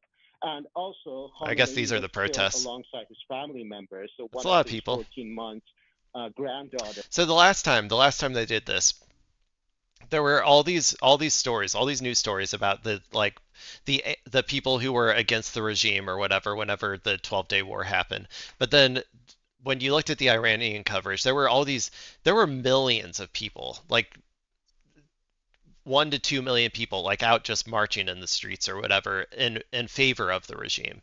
Um, and so I'm guessing something similar is happening here. They might be a little more scared this time because this one's a lot more severe, but Was assassinated, was killed by U.S. and Israel as well. So the whole assassination fits the Shia narrative, and there's a lot of it's so linkages. badass, dude. I love this shit. This is me just being a little like, revolutionary like symbol lover or whatever, but the AR-15 or whatever this type of weapon is, I'm not good with guns. I don't know what they are, but on like the flags and stuff, I just think that's so badass. Between the Iranian leader now and the first and the third Shia imams that have a very significant martyrdom story around them, and they're revered by Shias around the world. And so now that we see this regional support, I think that is creating a lot of problems for the Americans because they're not safe anywhere in the region now. I mean, their consulates are being attacked in Karachi. The Iraqi militias will likely continue to target American interests. So, I mean, I think the kind of hole that Trump has walked himself into and walked the Americans into is that he's creating so much insecurity for the Americans in the region. And I saw the photos of the four American soldiers who were killed in They shouldn't have I think it died. was a Kuwaiti base in which they were killed. But hey, when they're out there, like that's the risk that we're taking. We're making that choice. That's our fault. Like we shouldn't. This was a war of choice by us. After the Iranian strikes against the American bases, and that also saddened me. I mean, And that's what they're there for. That's what those people are in those bases for. They are sitting ducks. They are pawns. They are. We leave them there to be targets, to be killed. And I wouldn't even be surprised. And I don't know for sure. But like I wouldn't be surprised if we kind of left some people in some bases like intentionally, like trying to let some American soldiers die so that we can then like get the public more on board with the war. Like I would not be surprised if that was the case. so many people who are dying here more than the number of Americans that are being killed in the region, and that's extremely sad. But I mean, for me, even though I'm Iranian, I'm not thinking about it in nationalist terms as such. Rather, I see these Americans too because they're coming to the military due to the lack of healthcare and lack of subsidized education or free True. education in the U.S. And you could see their faces. I mean, they looked like they were coming from poverty, and that was also extremely sad for me to see. I mean, Yeah, this is something like I can give my opinion here as an American, as like an American sort of like left-leaning person or whatever. Um, I have grades of like my distaste or like lack of distaste uh, for American service members. I like America is imperialist. Our army is imperialist. The people who are doing, boots on the ground sort of stuff, they are engaged in, acts of imperial dominance. That's not good. I wish more people were aware of that. But also, it's a complex subject because they are kind of often forced into situations like that based on poverty. So I have like a sort of order of like degrees with that, where the people I hate the most are the rich people who are like joining the military for their future political careers. I like think um, like Pete Buttigieg or JD Vance, like those types of people who are like we're going into the military and we are rich and our parents are rich and we know exactly what we're doing and we're just doing this to further, like they're the worst of the worst of our military people. Then you have like dumb people who come from rich families that I don't necessarily feel that bad for either because they had the means. But then you have poor people who come from uh, like families and they have nothing else that they can find. Like they have no other like place that they can go and they turn to the military. Um, and those are the ones that I feel a little bit like sad for and a little bit, um, I'm very much anti-imperialist, but it's a complex subject that like I there's no black and white answer to, and it all just depends on the individual circumstance. But that's kind of how I kind of grade grade them a little bit. It's based on I guess the material conditions of their upbringing to some extent. At one level, you want American casualties so the bullies back off and the oppressors Hey, that's back what I off said. and they stop bullying and attacking Iran. But at the same Oh, they're time, when saying you from see the Iran's faces of perspective. these soldiers, you see that they are the human cost of the unjustified and unprovoked war that the U.S. and Israel are waging on They didn't have Iran to and the die. broader Middle East. I want to ask you, Naveed, about your assessment with the way that Iran has gone after. I guess I would put it, energy, maybe trying to put a global economic cost on being attacked in terms of essentially closing the Strait of Hormuz. And we've seen some missiles falling on energy infrastructure across the Gulf. I think I read that because Qatar had to shut down LNG production. Apparently, it takes about 2 weeks to bring LNG production offline or back online after you've taken it offline. So essentially, it's going to create a problem for the supply of energy. And I saw a report that South Korea, as a result, has something like 10 days or 9 days left of natural gas. So I'm curious what you think about this I wonder what'll particular happen. aspect of Iran's strategy of trying to South Korea goes dark. We'll see. basically place an economic cost on being attacked by the way, a war that of course the Israelis and Americans initiated, but many European countries are starting to involve themselves in. Ugh, the Europeans. I hate them. Grow a pair. Grow a pair. Europe, grow a pair. Stop following America doing everything that they do. Like, seriously. That's right. So, I mean, Iranians, Lebanese, Palestinians, we're used to crises and we can manage crises. So, when COVID happened here, there was no hoarding. And right now, when you go to supermarkets, everything's stacked. Nobody is hoarding anything. Nobody's, buying things in bulk because they're used to crises and they come together and manage things. So, even if we might have civil unrest due to inflation or due to other reasons, when it comes to crises like these, people stand united. But then I think in the first world and in the West, people are not used. The pain tolerance is so much lower, and that's why I mentioned that if there Our are a pain lot of tolerance American is nothing. casualties. Our pain tolerance is it's the worst we can like we as Americans can deal with is like slightly higher oil. Like if oil goes past like $5 a barrel, like we like revolt and like in the meantime like I don't know, the Palestinians and the Iranians have to suffer through like genocide and like I don't know, just it's insane how insulated we are from the impacts of our militarism abroad. Um, we'll see what happens, in the future. The destabilization will probably impact us a lot more with the blowback that comes from that. But, you know, who knows?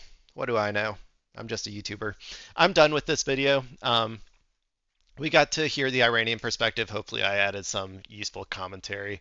Um, we're gonna switch it up a little bit. We've talked about Iran enough.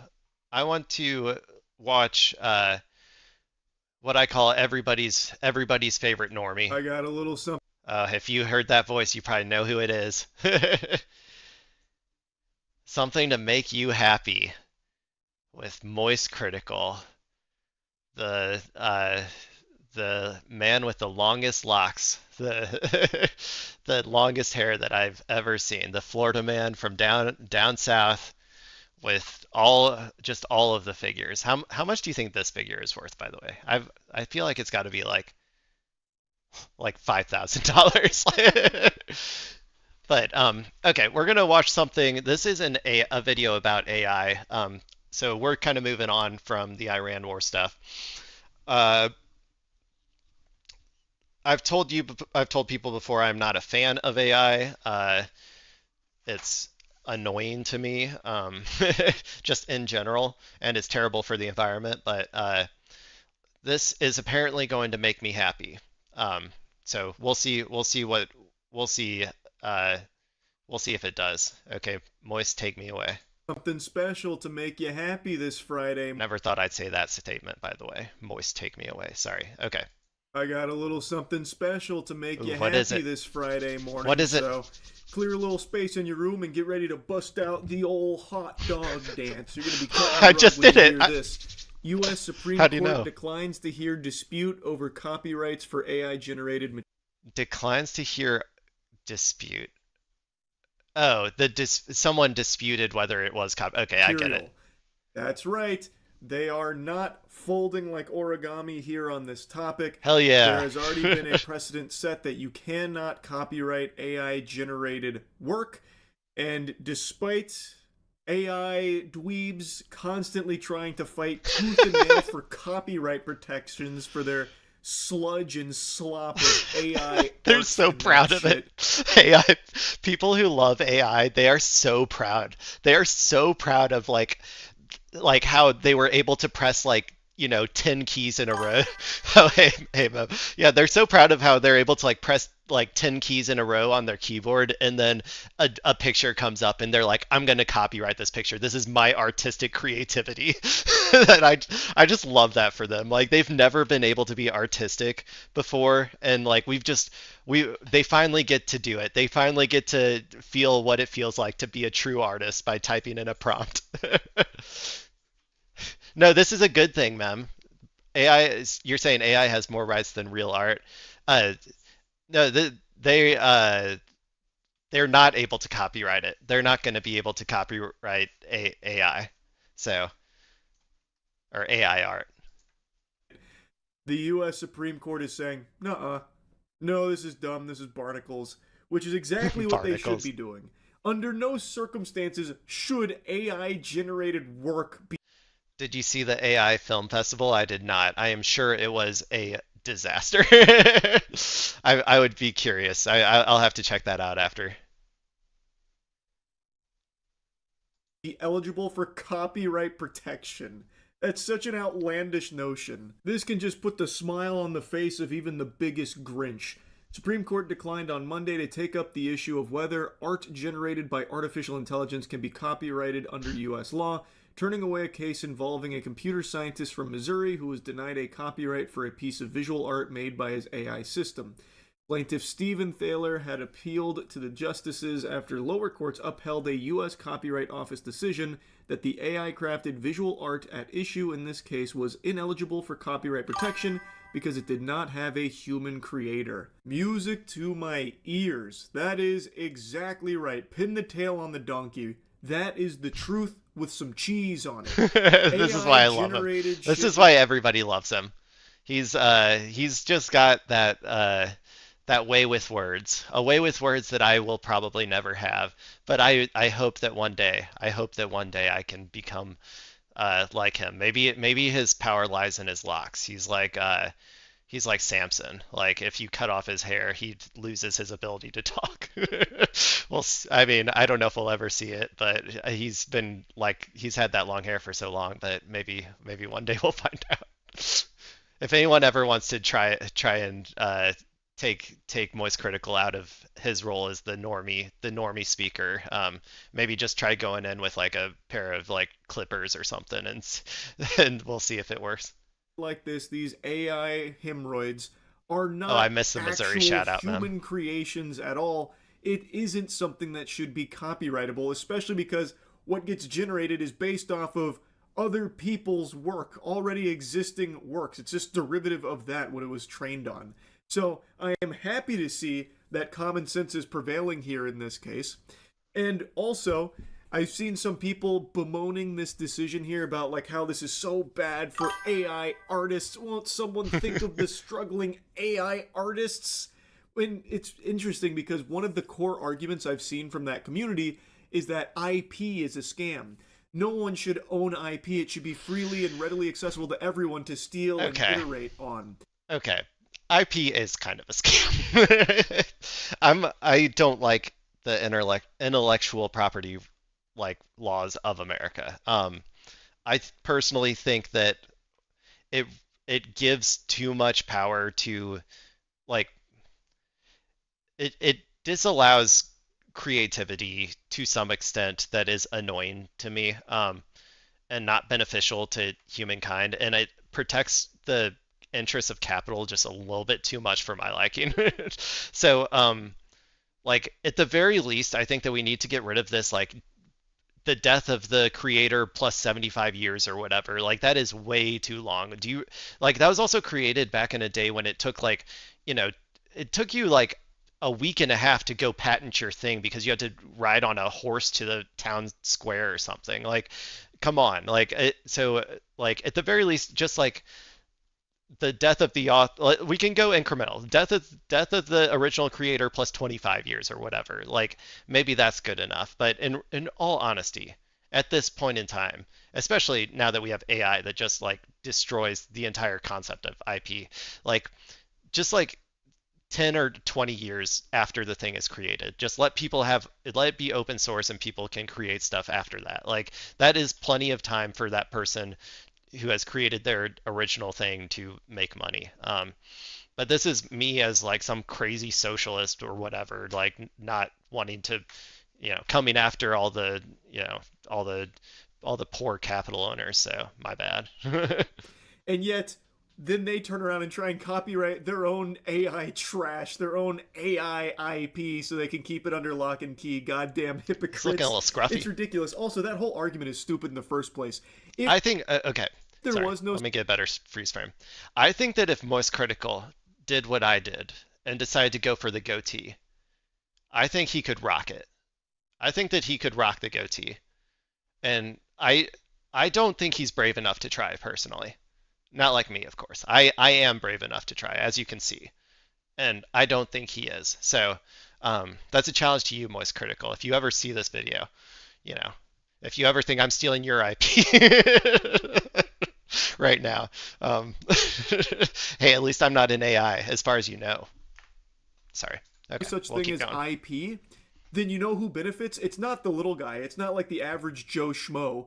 It's the big corporations. They can just take all of your shit and pump out endless content far better than any normal person ever could. So while there definitely are some very real problems with current IP law, the whole idea of IP is sensible and necessary because if it didn't exist, I am brave. What stops Disney from just going online and just taking everyone's shit, right? Like, let's say they stumble across Godslap, our comic book IP, as well as upcoming animated feature film. Ooh, he's they a comic could easily book guy. just be like, okay, well, we'll just go ahead and take that and we'll beat Charles and his team to it. What takes them years will take us months and we'll just start making tons of money off Godslap. Fuck them. And if there's no such thing as IP, what am I going to do? They could just biblically smack me down. But because there are protections in place, I could absolutely blast those cheeks in a court of law about the violations there. So there is a real merit to IP existing. Yes, there are problems, but it is a necessary thing because if it didn't exist, the people that benefit are not you, me, or... Yeah, I mean, I agree to some extent. I just think it's antiquated the way that it is right now. I think it is way too long.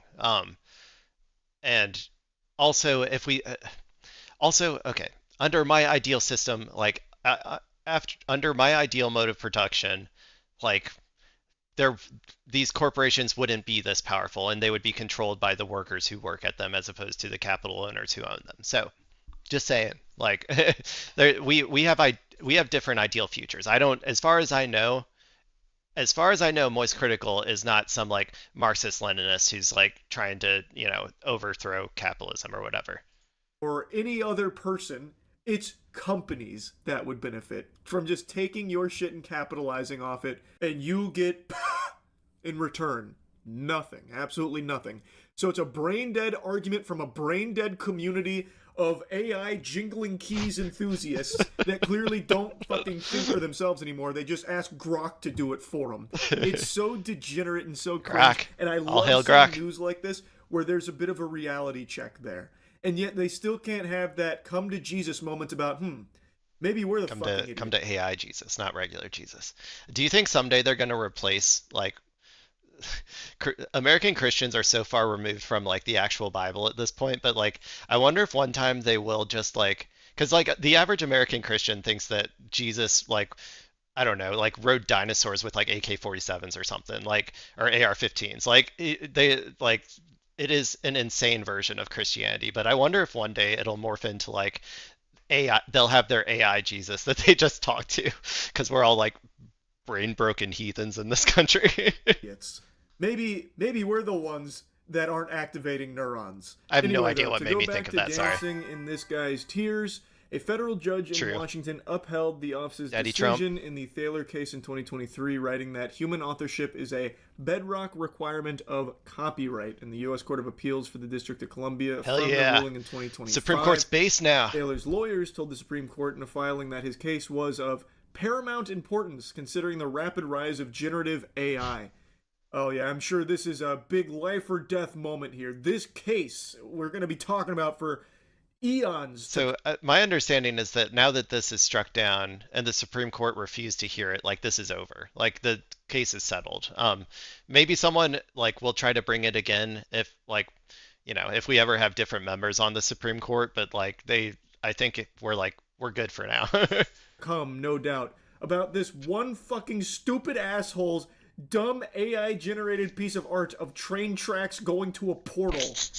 Like, yeah, I'm sure this is the one of paramount Best art they've ever importance. seen. Oh my god, Man, it's so cringe. can you imagine if we took like Da Vinci, like from the past, and like showed him what like people think art is now, and like like people from the Renaissance, and they come here and they're like, they see like people with their like, I don't know, like Mickey like eating spaghetti on a plane over like Zimbabwe or something, tossing out like pennies to like like poor people or something. And they're like, what this is what art is like. They would think that we're like, I don't know, that we've degenerated as a society, and I mean they might be right. I think we have. With the refusal by the court to hear the appeal, Thaler's lawyer said, even if it later overturns the Copyright Office's test in another case, it will be too late. The Copyright Office will have irreversibly and negatively impacted AI development and use in the creative industry during critically important years. Stop, no. I can only come so hard. I can only handle so much good news all at once. Oh, that just sounds so wonderful. Smooth silk in my ears.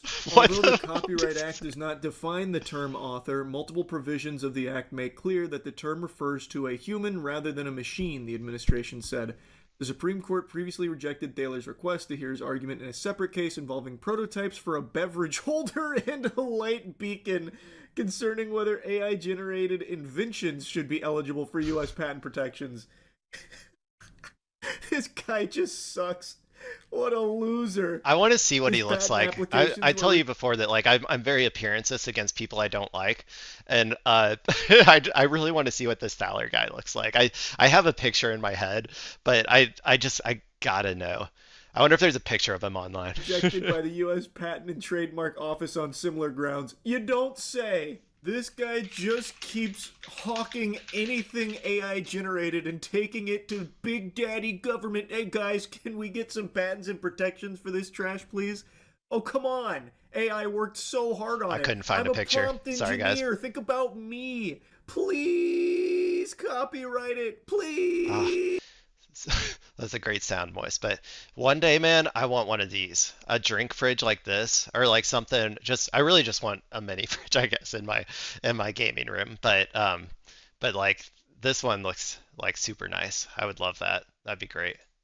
The desperation is like a tasty treat here.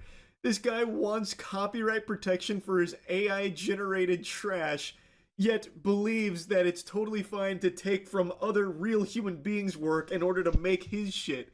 Hey. So it's like, okay, I can steal from you, but if anyone Why cheat and tries steal, to take dude? my train tracks to a portal, it's getting pugilistic, okay? I mean, Don't- he's acting like this is something weird though. That this is just like the state, like this is just how you get ahead in American capitalism. Like you do, like you just steal and do things that other people won't, and then you say everybody else who tries to do that to me is like like like they suck, they're bullshit. Like yeah, don't like it's terrible when they do it. It's great when I do it. Like this is just classic America shit. Government, back me up, please. What do you mean no? This really is such a good thing because let's think about this at scale, even outside of this dumbass's train track AI piece. Companies that like replace their entire creative workforce with AI down the line.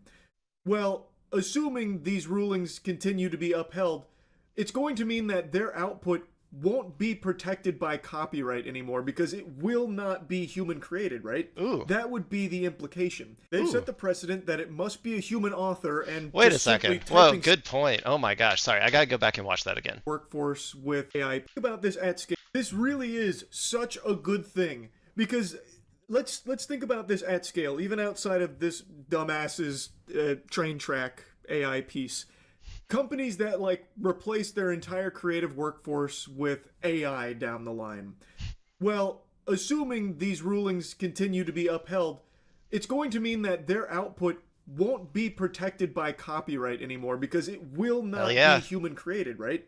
That would be the implication. Ooh. They've set the precedent that it must be a human author and yeah, go out and steal it. Anybody, okay, any person, any movie theater that releases an AI, movie or whatever, any person who releases AI photos or any person who creates some AI code base or whatever, go out and steal it, people. Perfectly legal. Perfectly legal. They don't have a copyright. They can't have a copyright. Just go out and take it. Simply typing sentences to have AI, a machine, do it all for you doesn't count. So when you have Coca-Cola, for example, that's become addicted to AI slop with all of their AI commercials, when you have them... That's so funny to me. I don't know why Coke. Why did Coke decide to go so all in on the AI like bandwagon? I honestly have no idea. That was so weird to me. These fully AI generated commercials, they don't actually own any of that, it seems. That would be that's mine. The understanding that what they are spitting that's out ours, from AI collective. Is not copyrightable. So those are completely nothing. They don't own shit. Someone who develops a shitty game in Roblox owns more IP than Coke does of that commercial that they've just put out there. Which makes sense because, again, humans didn't create it. There's nothing real in there from an actual human that made that, other than the sentences, which don't count because it is a machine that does it all for you. How about this? We'll let them trademark the sentences. So like they can't trademark the picture, like, but they can trademark like the sentence. So like they can trademark my Mickey Mouse throws pennies at like a black person or whatever the hell they're typing. They can trademark the sentence, but they cannot trademark the image. I think that's fair. They can have that sentence. That's theirs now. They can go show that sentence to anybody they want. They can go sell that sentence. They can go like if they go outside and they have little slips of paper with that sentence on it, they can be like $5. It's $5 for this sentence, and then I don't know.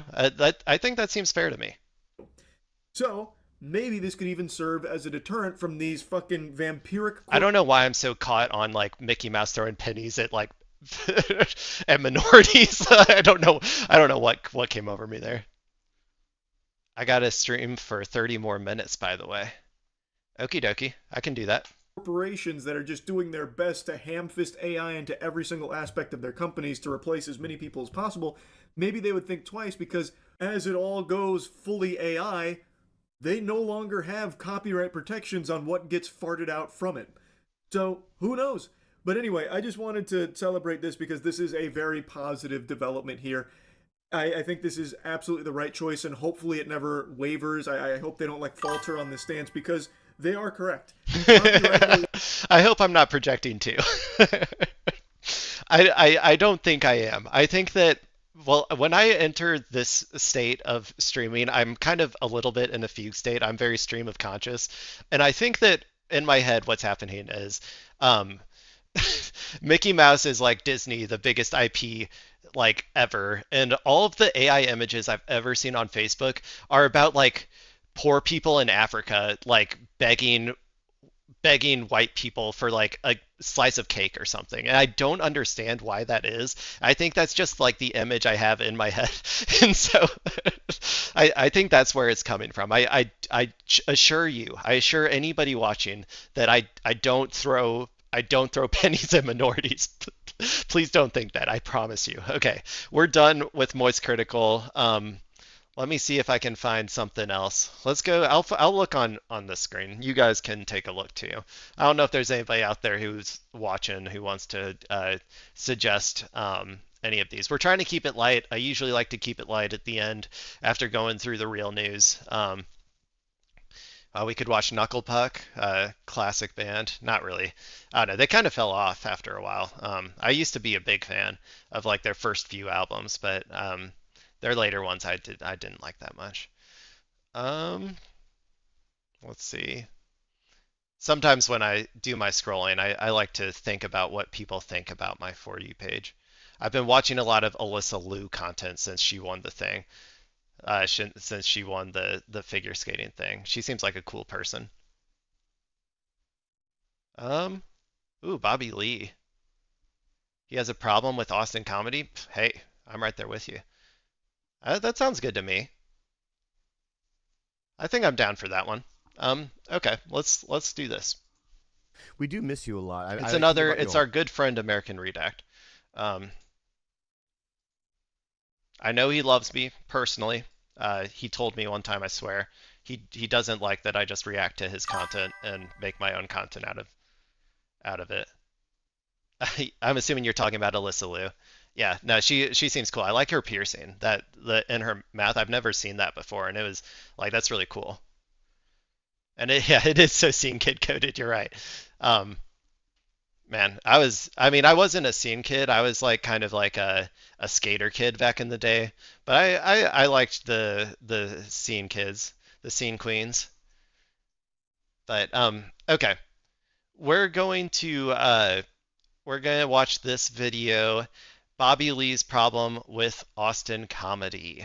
I said before, I also have a problem with Austin comedy, so I'm sure I'm going to agree with this, or with Bobby Lee, but we'll see. This is by American Redact, by the way. Actually, let me see if I can get this a little bit now before I start. Okay, I can't. Oh, whatever. I'll try next time, Mem. I don't know if I can make it less or not. I just had it on the default settings, so we'll see. But anyway, I'm going to go into Bobby Lee's problem with Austin comedy by American Redact. We'll see what he's got We do wrong with miss it. you a lot. I think about you all the time. Yes, I really do. And I go, I wish Theo, Ooh, because we saw you more Theo, often. I miss him Yeah, too. we did. Yeah. Back in the good old days. And you're one of the only guys that have moved away that I kind of miss. And who else moved away that you don't miss? Go ahead. No, I miss. I think there's a lot of them that it's blatantly obvious. I think. Do you have to ask him that? All right, so at this point in March 2026, I think it's pretty clear now that the comedians from Los Angeles and New York don't really take the Austin comedy scene too seriously. For and good honestly, reason. I'd go as far as to say Look at now this that they dude. have Oh man, I'm trying to think. I'm trying to think of an analogy here. Maybe like Bargain Bin Toby Maguire or something. Like I don't know. He's really tan. I don't know. actually Has he look always been down that on tan? some of them. What do I know? Because as you just saw in the opening clip there, Bobby Lee pretty much alluded to the fact that he just doesn't miss any of the Schwab. comedians that recently moved away from LA What's his name besides again? Theo Vaughn, which indeed was a blatant jab at Joe Rogan, Tony Hinchcliffe, and all the LA Tony comics Hinchcliffe. who That's him, right? I think that's Tony Hinchcliffe, right? I don't know. Uh I'm only loosely familiar with the. Oh yeah, Kill Tony. That's what it is. Okay, yeah, that's Tony Hinchcliffe. Yeah, he's really annoying from my understanding.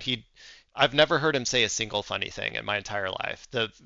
Everything that I've seen about him, he is an insufferable prick. But We're now grifting at the comedy mothership in Austin, Texas. And the funniest part about Bobby saying this is that he's clearly been holding his tongue on this topic for a while. Like, he's still in good graces with the Rogansphere and his I was good gonna say pals I'll with hold his tongue, but then that sounds weird, so I'm not gonna say that. Joe Rogan, but he absolutely rolls his eyes never at said that. everything they do over there, especially Tony Hinchcliffe and a couple of the guys that he's brought up. I'll come up Like, with Bobby something Lee better. genuinely doesn't like the way those guys approach comedy and has actually confronted them about it on air a few times in the past. Like, of course, the time Bobby Lee told Ari Maddie that he actually doesn't agree with them, you know, openly using racial or homophobic slurs.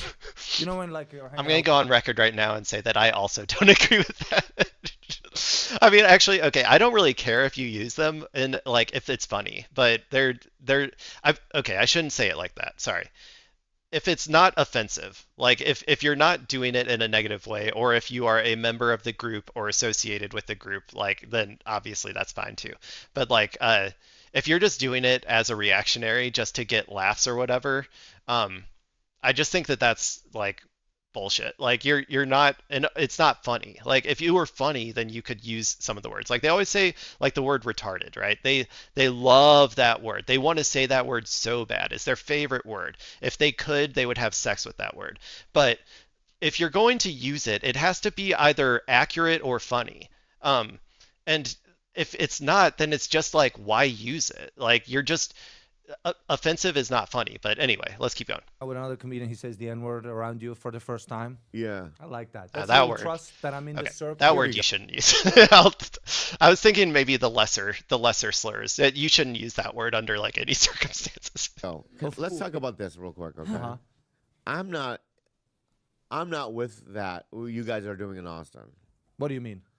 Well, let's be real. I don't like some of the words you guys use freely. Like what? It's like edgelord. It's like It is edgelord shit. I know, but There it's is becoming certain- so hacky to me. Hey, Yeah, to be fair though, I went through this phase too. Now, granted, first of all, not the N-word, but in terms of being a fucking edgelord, I went through this phase. Now, I was like, 13 or 14, but I did go through this phase. So I think these people might just be like late bloomers.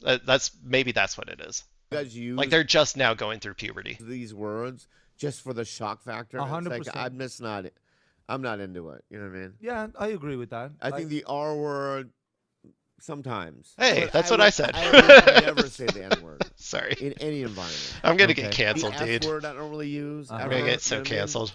And I see Austin Comic use it regularly. It's in the contract. It's in the contract. Yeah. If you want to play in Austin, it's in the contract. Yeah. So I don't know. This is my little tidbit. I've talked about it with other people, and I So yeah, I mean, it's pretty bad when Bobby Lee has to be the one to tell you that Bobby this Lee, what a so-called name. material That's a great your name. Rat Pack does on stage is some of the most bottom-of-the-barrel racist slop that truly doesn't belong anywhere in comedy. Because Bobby Lee is genuinely bought into being a part And of the he looks kind of the Rogansphere. same. Like, he and Andrew Santino Like, he was a little credit baby all of then. their success in podcasting to this I entire know. group effort that they've all curated over the past 10 years or so. Let's just hope that like by the time that I make it, which I'm sure that I will, I got that confidence, I'm gonna make it. I swear. But let's just hope that by the time that I do, this video is so buried in like thousands of hours of VODs that nobody ever finds it. Although I'm sure that they will. If I'm a leftist, like they're going to find it. But whatever. But it gets to a point where the stuff these guys are saying on stage is so embarrassing that it needs to be addressed. And really, only Bobby Lee can do something like that. Like, sure, he's in the Rogansphere, but he's also deeply connected with Mark Maron, who, if you don't know by now, is an absolute anti-bro comedy guy. So him and Bobby are pretty close friends, and honestly, it seems like Mark Maron's exposed Bobby to a lot of the slop that his friends have been producing as of late. Because in their most recent WTF podcast that they did together, you can kind of hear Mark getting through to Bobby about how all these Austin meatheads are actually I am. That's true. That's true. It's funny that one didn't show up on my chat, but I can see it in Whose main the goal- I can see it on the VOD. But yeah, it'll come for me. It comes for us all. Is to sell out to the Cancel lowest culture. denominator of subhuman as possible. And once they figured out how easy it was for them to sell out stadiums like that, they then proceed to turn around and claim to be the greatest comedians to ever grace planet Earth. This guy, he and is once the greatest. Mark Look Maron at him. finishes speaking in this next clip here, Love his you're gonna mustache. hear Bobby Lee tell a story about how a comedian once told the audience to worship him like a god. And even though Bobby doesn't make This is like satanic. Has anyone do you see what I'm seeing right here? This is like, are you sure this isn't a cult? Like, look at this. If I showed you this, would you think this is the inside of a comedy club? Or would you think like this guy is trying to summon Satan and has like some children in the back that he's about to murder as like a sacrifice? Like what what is this? mention any names, there is a 99% chance that this person was probably Tony Hinchcliffe. It's like, you know, they're not for everybody. And this is the other problem I have with the tribalizing of comedy, where you get a bunch of meatheads that are like, "Fuck you, that's not comedy. He's selling out stadiums. You're not funny." God, he just looks like a so there's douche. this judging of comics in a. Are they doing that? In a sports-like Are they doing fashion. that? Yes. Yes. Okay. Is this if Mirren? you rail any criticism of YouTube comics, Matt Rife or anybody. Yeah. The legions of meatheads who call themselves comedy fans based on the competitive nature of what's been established by the Austin School. Yeah. That what happens is, you know, you get this sports-like attitude. It's like, you can't sell that many tickets. You're not as funny. This deciding tone of what is and isn't funny is such bullshit, because the best comics, the most interesting people, almost no one knows. Yeah, you're right. And it's just the way it is. As a comic, I can see it. I know it. Yeah. You're right. Yeah, the fans of the Austin comedy scene, and I hesitate to call them they're more like SEALs than anything, but because they just clap. They don't, it's not, they don't actually appreciate comedy. They're more like just podcast fans. Like, they're people who go to a place to hear someone they know speak. And they're basically just doing it like a podcast up there that isn't really like funny, and like they're just using all the trigger words to make the SEALs clap. And I don't know. I'm not a huge comedy guy, so I don't know what I'm talking about, I guess, but they are like the Austin comedy scene. I've seen some of their stand-up stuff, and it all seems like really shitty. Like, it seems really not funny, and it seems more like it just seems more like reactionaryism, and it's not like just saying things to get a rise out of people. And I don't know. I think people who like comedy much more than I do probably agree. I think you're right, but I don't know why. I mean, American Redact because does. they're challenging. Yeah. I mean, the people that are hugely successful, is that Matt they're not Rife? that provocative. And when they are provocative, they can't shut up about it, and it's not even real. Like, I don't want to get canceled. Yeah. You won't. Yeah. You fucking hack. Yeah. I did see Stabby. I remember seeing, I don't want to say his name. Wow. Okay. Or but I saw a Stabby. guy, a friend of mine. He was really funny. And he, after a set, he's in a stadium. He really shit-talked my city, St. Louis, and I loved it. It was so funny. And he tells everyone to pull out a lighter or a fucking, camera frame, sure. right? And he's just like, not like, he's kind of like on stage, like almost like for the Jesus, picture? Yeah. like a photo. Yeah. Right, and everyone's standing, you know what I mean, almost worshiping him. Yeah. Right? Yeah. Behind him. It's weird. Yeah, behind him. And I vomited on my phone. I literally had a reaction to it. Wow. I'm like, what are you fucking doing? Yeah. That's insane.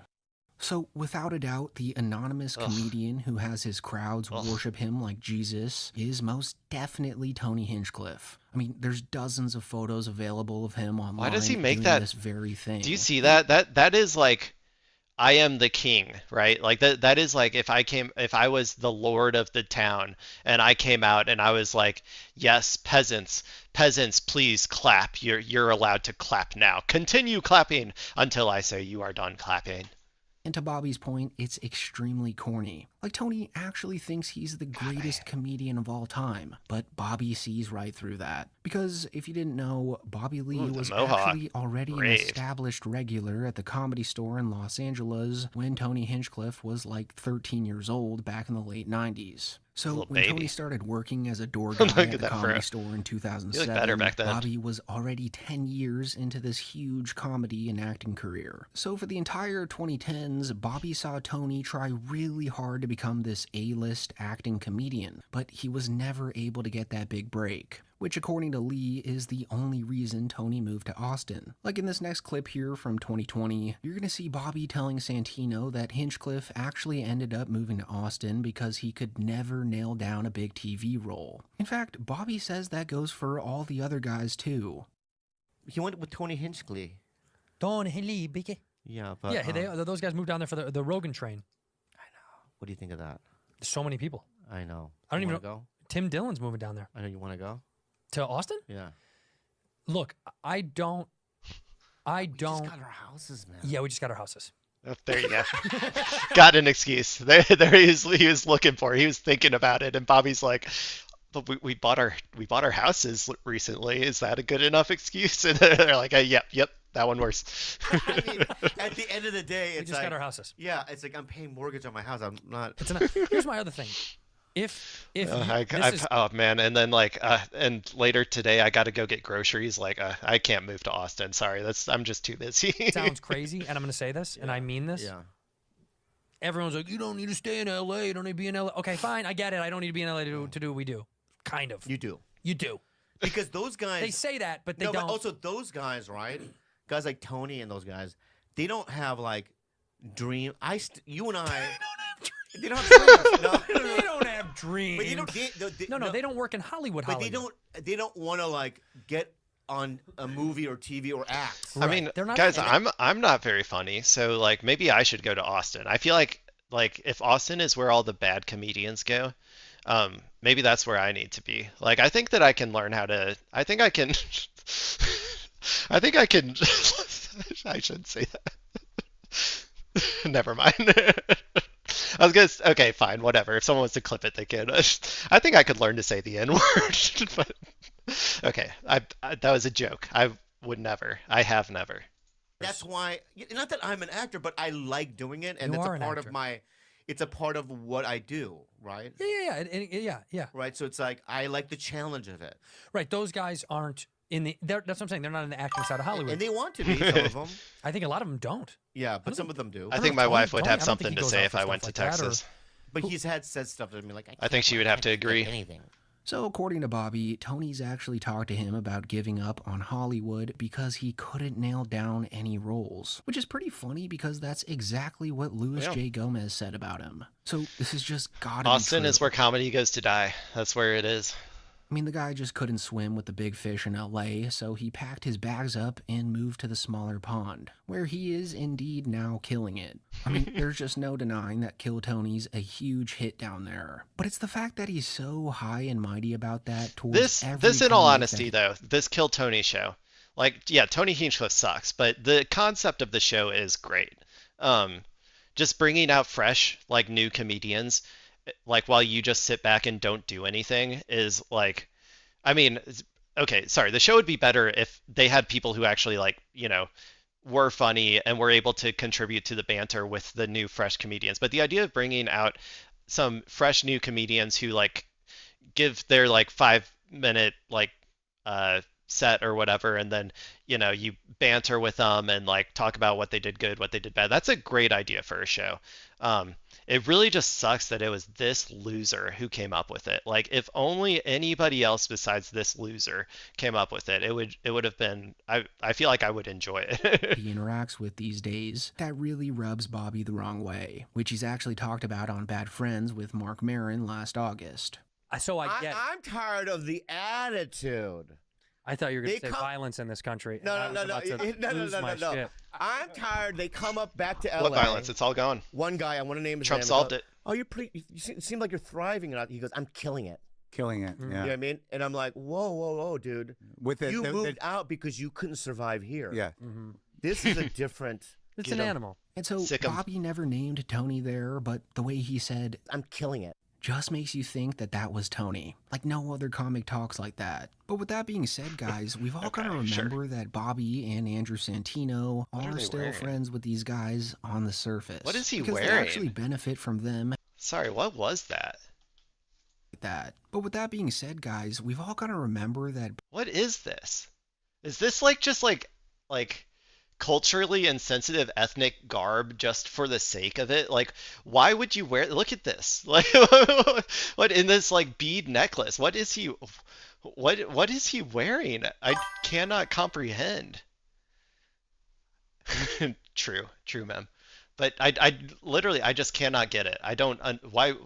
What is this? Bobby and Andrew Santino are still friends with I these take it back. I cannot go to Austin. I would not be able to not punch that guy in the face. Like if I was in the same room of him as him, like he would get punched. I'm sorry. I can't not do it. If you are wearing that shit, you're going to get punched in the face by me in particular. guys on the surface, because they actually benefit from them having these major platforms. Like Bobby Lee just shot his first ever comedy special with Hulu earlier this January, so you best believe that right before that comes out this year, you're going to see What is Bobby that, like make a the Mongolian podcast rounds hat or something? promoting Like, I that. cannot- So that's pretty much the Okay, entire whatever, sorry. reason that they never name names on these podcasts. Like, they actually still need to be in good graces with these guys. Just name But names, with all who these cares? clips of them assumably sneak dissing the Austin comedy scene, I couldn't imagine how much Bobby's actually trashing them off camera, you know? I mean, he just jumps at the opportunity to trash comics on Tiger Belly, with even the most random guests. Like, there's this one clip from a year ago where Bobby mentions going to an unnamed comedy club, reading the list of comedians set to perform there that night, and thinking to himself that they were complete hacks. Now, that's that a only hat. are That's on a that hat night. I can get behind. I would never punch somebody wearing this hat. This is a cool hat. That other hat was weird and seemed vaguely insensitive. Just because they're in a community, which can kind of be in reference to any comedy club, but it sounds awfully similar to what Joe Rogan's got going on in Austin. What I was saying the other day, right, is I'm going to get in trouble for saying this. But This is where you draw the line. Maybe he's gonna be brave like me. Say what I said earlier. I was at a club the other day. I was looking at the lineup, and I go, this lineup's terrible. And Who was on it? What? I'm not gonna say it. But Give me their initials. And our point. Just The the point was initials. is like if we just booked it based on who gets the most laughs, it would be a completely different lineup. But we don't do that. It's more loyalty and who's been around that gets on. You know what I mean? Yeah. Where was this? I'm not gonna tell you. But my point being is that I'm sure even that like, exists. I'm sure that exists everywhere to some extent. All comedy clubs, I'm sure, have like loyalties and like cliques and like who's on the in and who's on the out. Like comedy people. Okay, comedy people are just kind of theater kids who like went a different route. Like they are also a little bit of drama queens, as evidenced by all of this drama slop that happens between them all the fucking time, and how many goddamn podcasts they like talk about all this shit. So like, but I do think that Austin is particularly bad about it. Like they are the messiest little bitches. Like they are out there like grabbing wigs and like, you know, I don't know, like scratching faces. Like they are so messy, and like I don't know. It is kind of funny though. So maybe I can make some content out of it at least. if you even other nationalities and color, you know, there's so many other people I would choose before the ones they put up. You know what I mean? But it's out of loyalty and that kind of thing before anything else, and I hate that. I did a show there once, and it was pretty tough. When you're the only gay guy on a show, and the that audience sounds is just rough. primed for some straight white man comedy, and there are some funny straight white men. I'm not here to say that all straight white men are funny. There are some funny straight white men out there. Like me. He's talking about me. But I mean, there was like some He's like Ratatouille. there was some like, what's up with women and their pussy? Yeah. So they could obviously be referencing any other spot, like the Comedy Cellar in New York, for example, which features a lot of these straight white male comics that the guest was referring to here. But regardless, that's pretty much the epitome of Joe's Comedy Club too. Like sure, they feature a lot of women and people of color there, but the overall vibe there is majorly that sort of locker room humor, which is indeed hack. Again, though, Bobby Lee knows that they're his friends, and he knows that he's actually in their group. He even states in this podcast that he feels that this type of bro comedy has sort of taken over, and he knows that he's in that circle, but also relates to Mark Maron's belief that comics should be loners that don't really join up in these I mean, and it's also tied to the cultural, you know, it's tied to the political times that we're living through too. Reactionaryism is just like it's ascended right now. I think it's on somewhat on the outs. Like I think it's about to descend a little bit. Like we're going to be a little less reactionary here in the future. And I do think that like Joe Rogan's you know, group of chud comics is going to have to, you know, adapt with the times as it happens or like fall off. We're kind of already, I think, to some extent seeing him fall off just a little bit with his support for like Donald Trump and all that sort of stuff, like is kind of to some extent backfiring, and also like the Epstein stuff. But yeah, I in terms of the actual comedians and comedy scene, I assume that it will change a little bit with the times as well as the reactionary like typhoon that we're living through starts to pass by.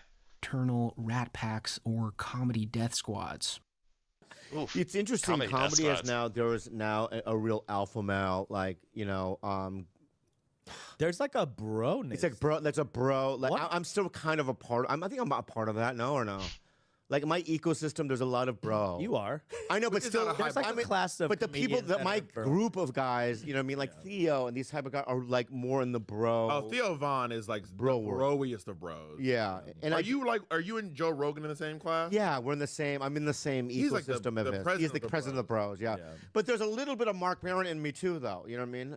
You know, I'm sort of kind of in his thing too. So, but you're like the altiest of the bros. Kinky. I feel. Oh, thank you. Yeah.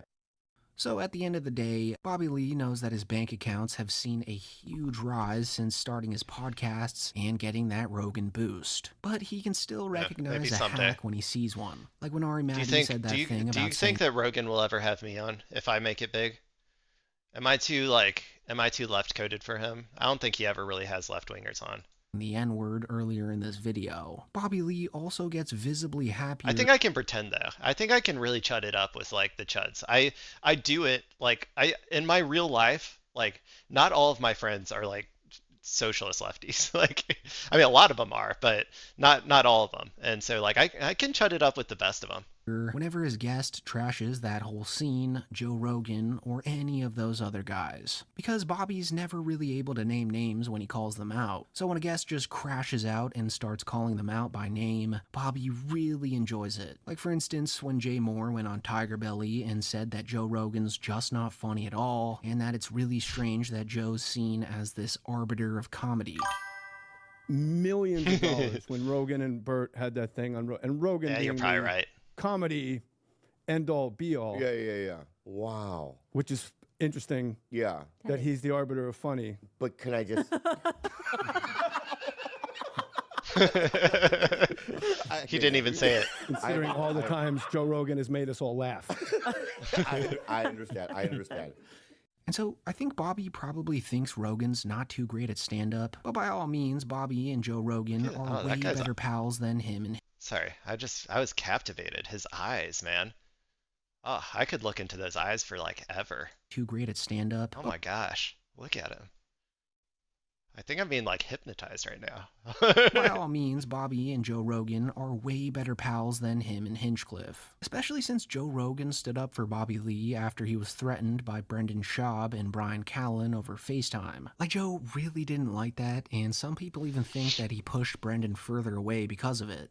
I might have to fly to LA and hold his hand and drag him on a flight. I think he just needs a real invitation. He knows I love him. I cry because there's been a lot of drama lately, and one of the things that happened was somehow or another my name got entered into this thing, and I don't want to get into it in too much detail. But so high school, dude.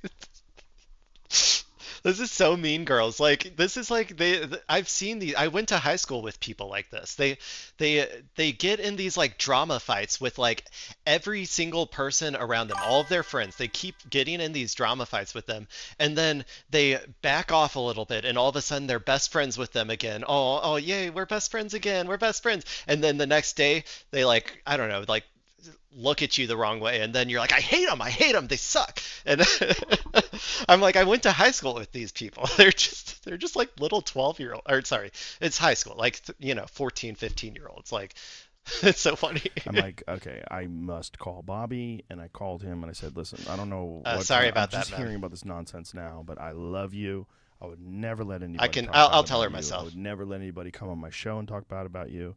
I think you're an awesome guy. I think you're incredibly talented, and I know that you have fear of like performing and putting on a special. Performance and stuff like that, anxiety. but I really think you should, because I think you're one of the best comedians alive, and I think and It- I've said it- that to it him hits a lot of people. many times. I always give him shit like, when are you going to do a special? What are you doing? So Bobby Lee and Joe Rogan are See, I'm a probably comedian. good pals in real life. Not sure if Bobby really agrees with the Trump backing though, but he'll still go on to Joe's podcast once he works up the nerve. I wonder what that smelled Like, believe like. it or not, Sorry. the only issue he has with Joe is that he scares I've heard Bobby, that Trump poops his pants. I don't know if that's true or not, but I choose to believe it. which he said multiple times on Bad Friends, and it's apparently the only reason why he doesn't go on Joe's podcast very often. Who? Buff Eyes. Who's Buff Eyes? Rogan. Buff Eyes. What? You think he's my dad? Yeah. Is he my dad? You get like a Daddy. little like, you know what I mean? You look at him like your dad kind Why of. don't you like Rogan? He's I got to love him. defend his dad. Interesting. Why? It's so funny what you're doing right now because obviously I love him. Well, you called him my dad, my daddy. Like, oh, I am president. Like, you don't like That's him. what You I love said. him. I love Rogan, but I'm intimidated by him. Every time he comes to the store, do you get nervous? Well, it was 3 weeks ago. His wife was there. I love her. Yeah, she's cool. And she noticed the shoes I was wearing, which I really liked. And then Rogan pulled me aside, and he goes, "How come you get so scared around me?" It's a legitimate question. And I go, "I'm not scared." I go, "Because what you white people don't fucking understand." So it's pretty funny that Bobby Lee is intimidated around Rogan, because Bobby Lee is just leagues above Joe when it comes to comedy, and he really runs laps around the guy when it comes to audience approval ratings. I mean, a lot of people think that he's really the only reason that Bad Friends is so successful, because when you compare the views that Santino gets on his solo podcast compared to Bobby's solo podcast, Bob just blows Santino out of the water. So Santino's not really the draw here, but Bobby, after all, is a pretty timid guy that doesn't I don't really even know who understand that how much Santino pull guy he is. has. But anyways, Bobby Lee eventually worked up the courage to go on JRE, and they actually had a great episode together. There was one part of the show, though, that got great. pretty interesting, because Joe Rogan I never watch it, by the way. I never watch Joe Rogan, so I only get my Joe Rogan content from these content farms. confronting Bobby Lee about trash-talking Austin and saying that he would never move there, which was all in good fun, but at the same time, it was pretty Which is maybe why I have such a negative perception. petty. I mean, of course Joe Rogan would have scored the jackpot if Bobby Lee lived there instead of Los Angeles, but his feelings got hurt when Bobby turned that down. He lives here now, right? Yeah, Duncan lives here. Everyone's Yeah. asking me to come. You should come. I know you're talking shit about moving to Austin. I want to but come. Listen, No, That's a didn't. Trump yeah, quote. You did. I watched the video. Do No, I not didn't. come. Don't lie. That's a Kalma quote. You did. You did. What Like, I I'm said- not fucking moving to Austin. I don't leave my neighborhood. I don't need go a to soundboard. Compton. I stay right here. Could I say something? Okay, sorry, I'm done with this. Okay, I think I'm gonna go. I gotta eat something. I think I did have a lot of fun with these last videos. I hope I gave some good commentary at the beginning. I felt like I was a little bit off in the earlier parts, but I think that every single time. And eventually when I do watch parts of it afterwards, I'm like, you know what, I was pretty funny. So, or I was pretty, I gave decent commentary. We'll see. I think also next time I might mute the audio notifications. I don't like when they interrupt me like while I'm talking, so I want to be able to like get to them whenever I'm done with whatever I'm saying. So the next video, we might not have those showing up. And then yeah, well, I hope everybody who watches this after the fact enjoyed it. If you ever want to stop by and hang out, I'll be here. Usually, whenever I feel like it, but for now, like most days, I'm streaming 1 to 2 hours a day.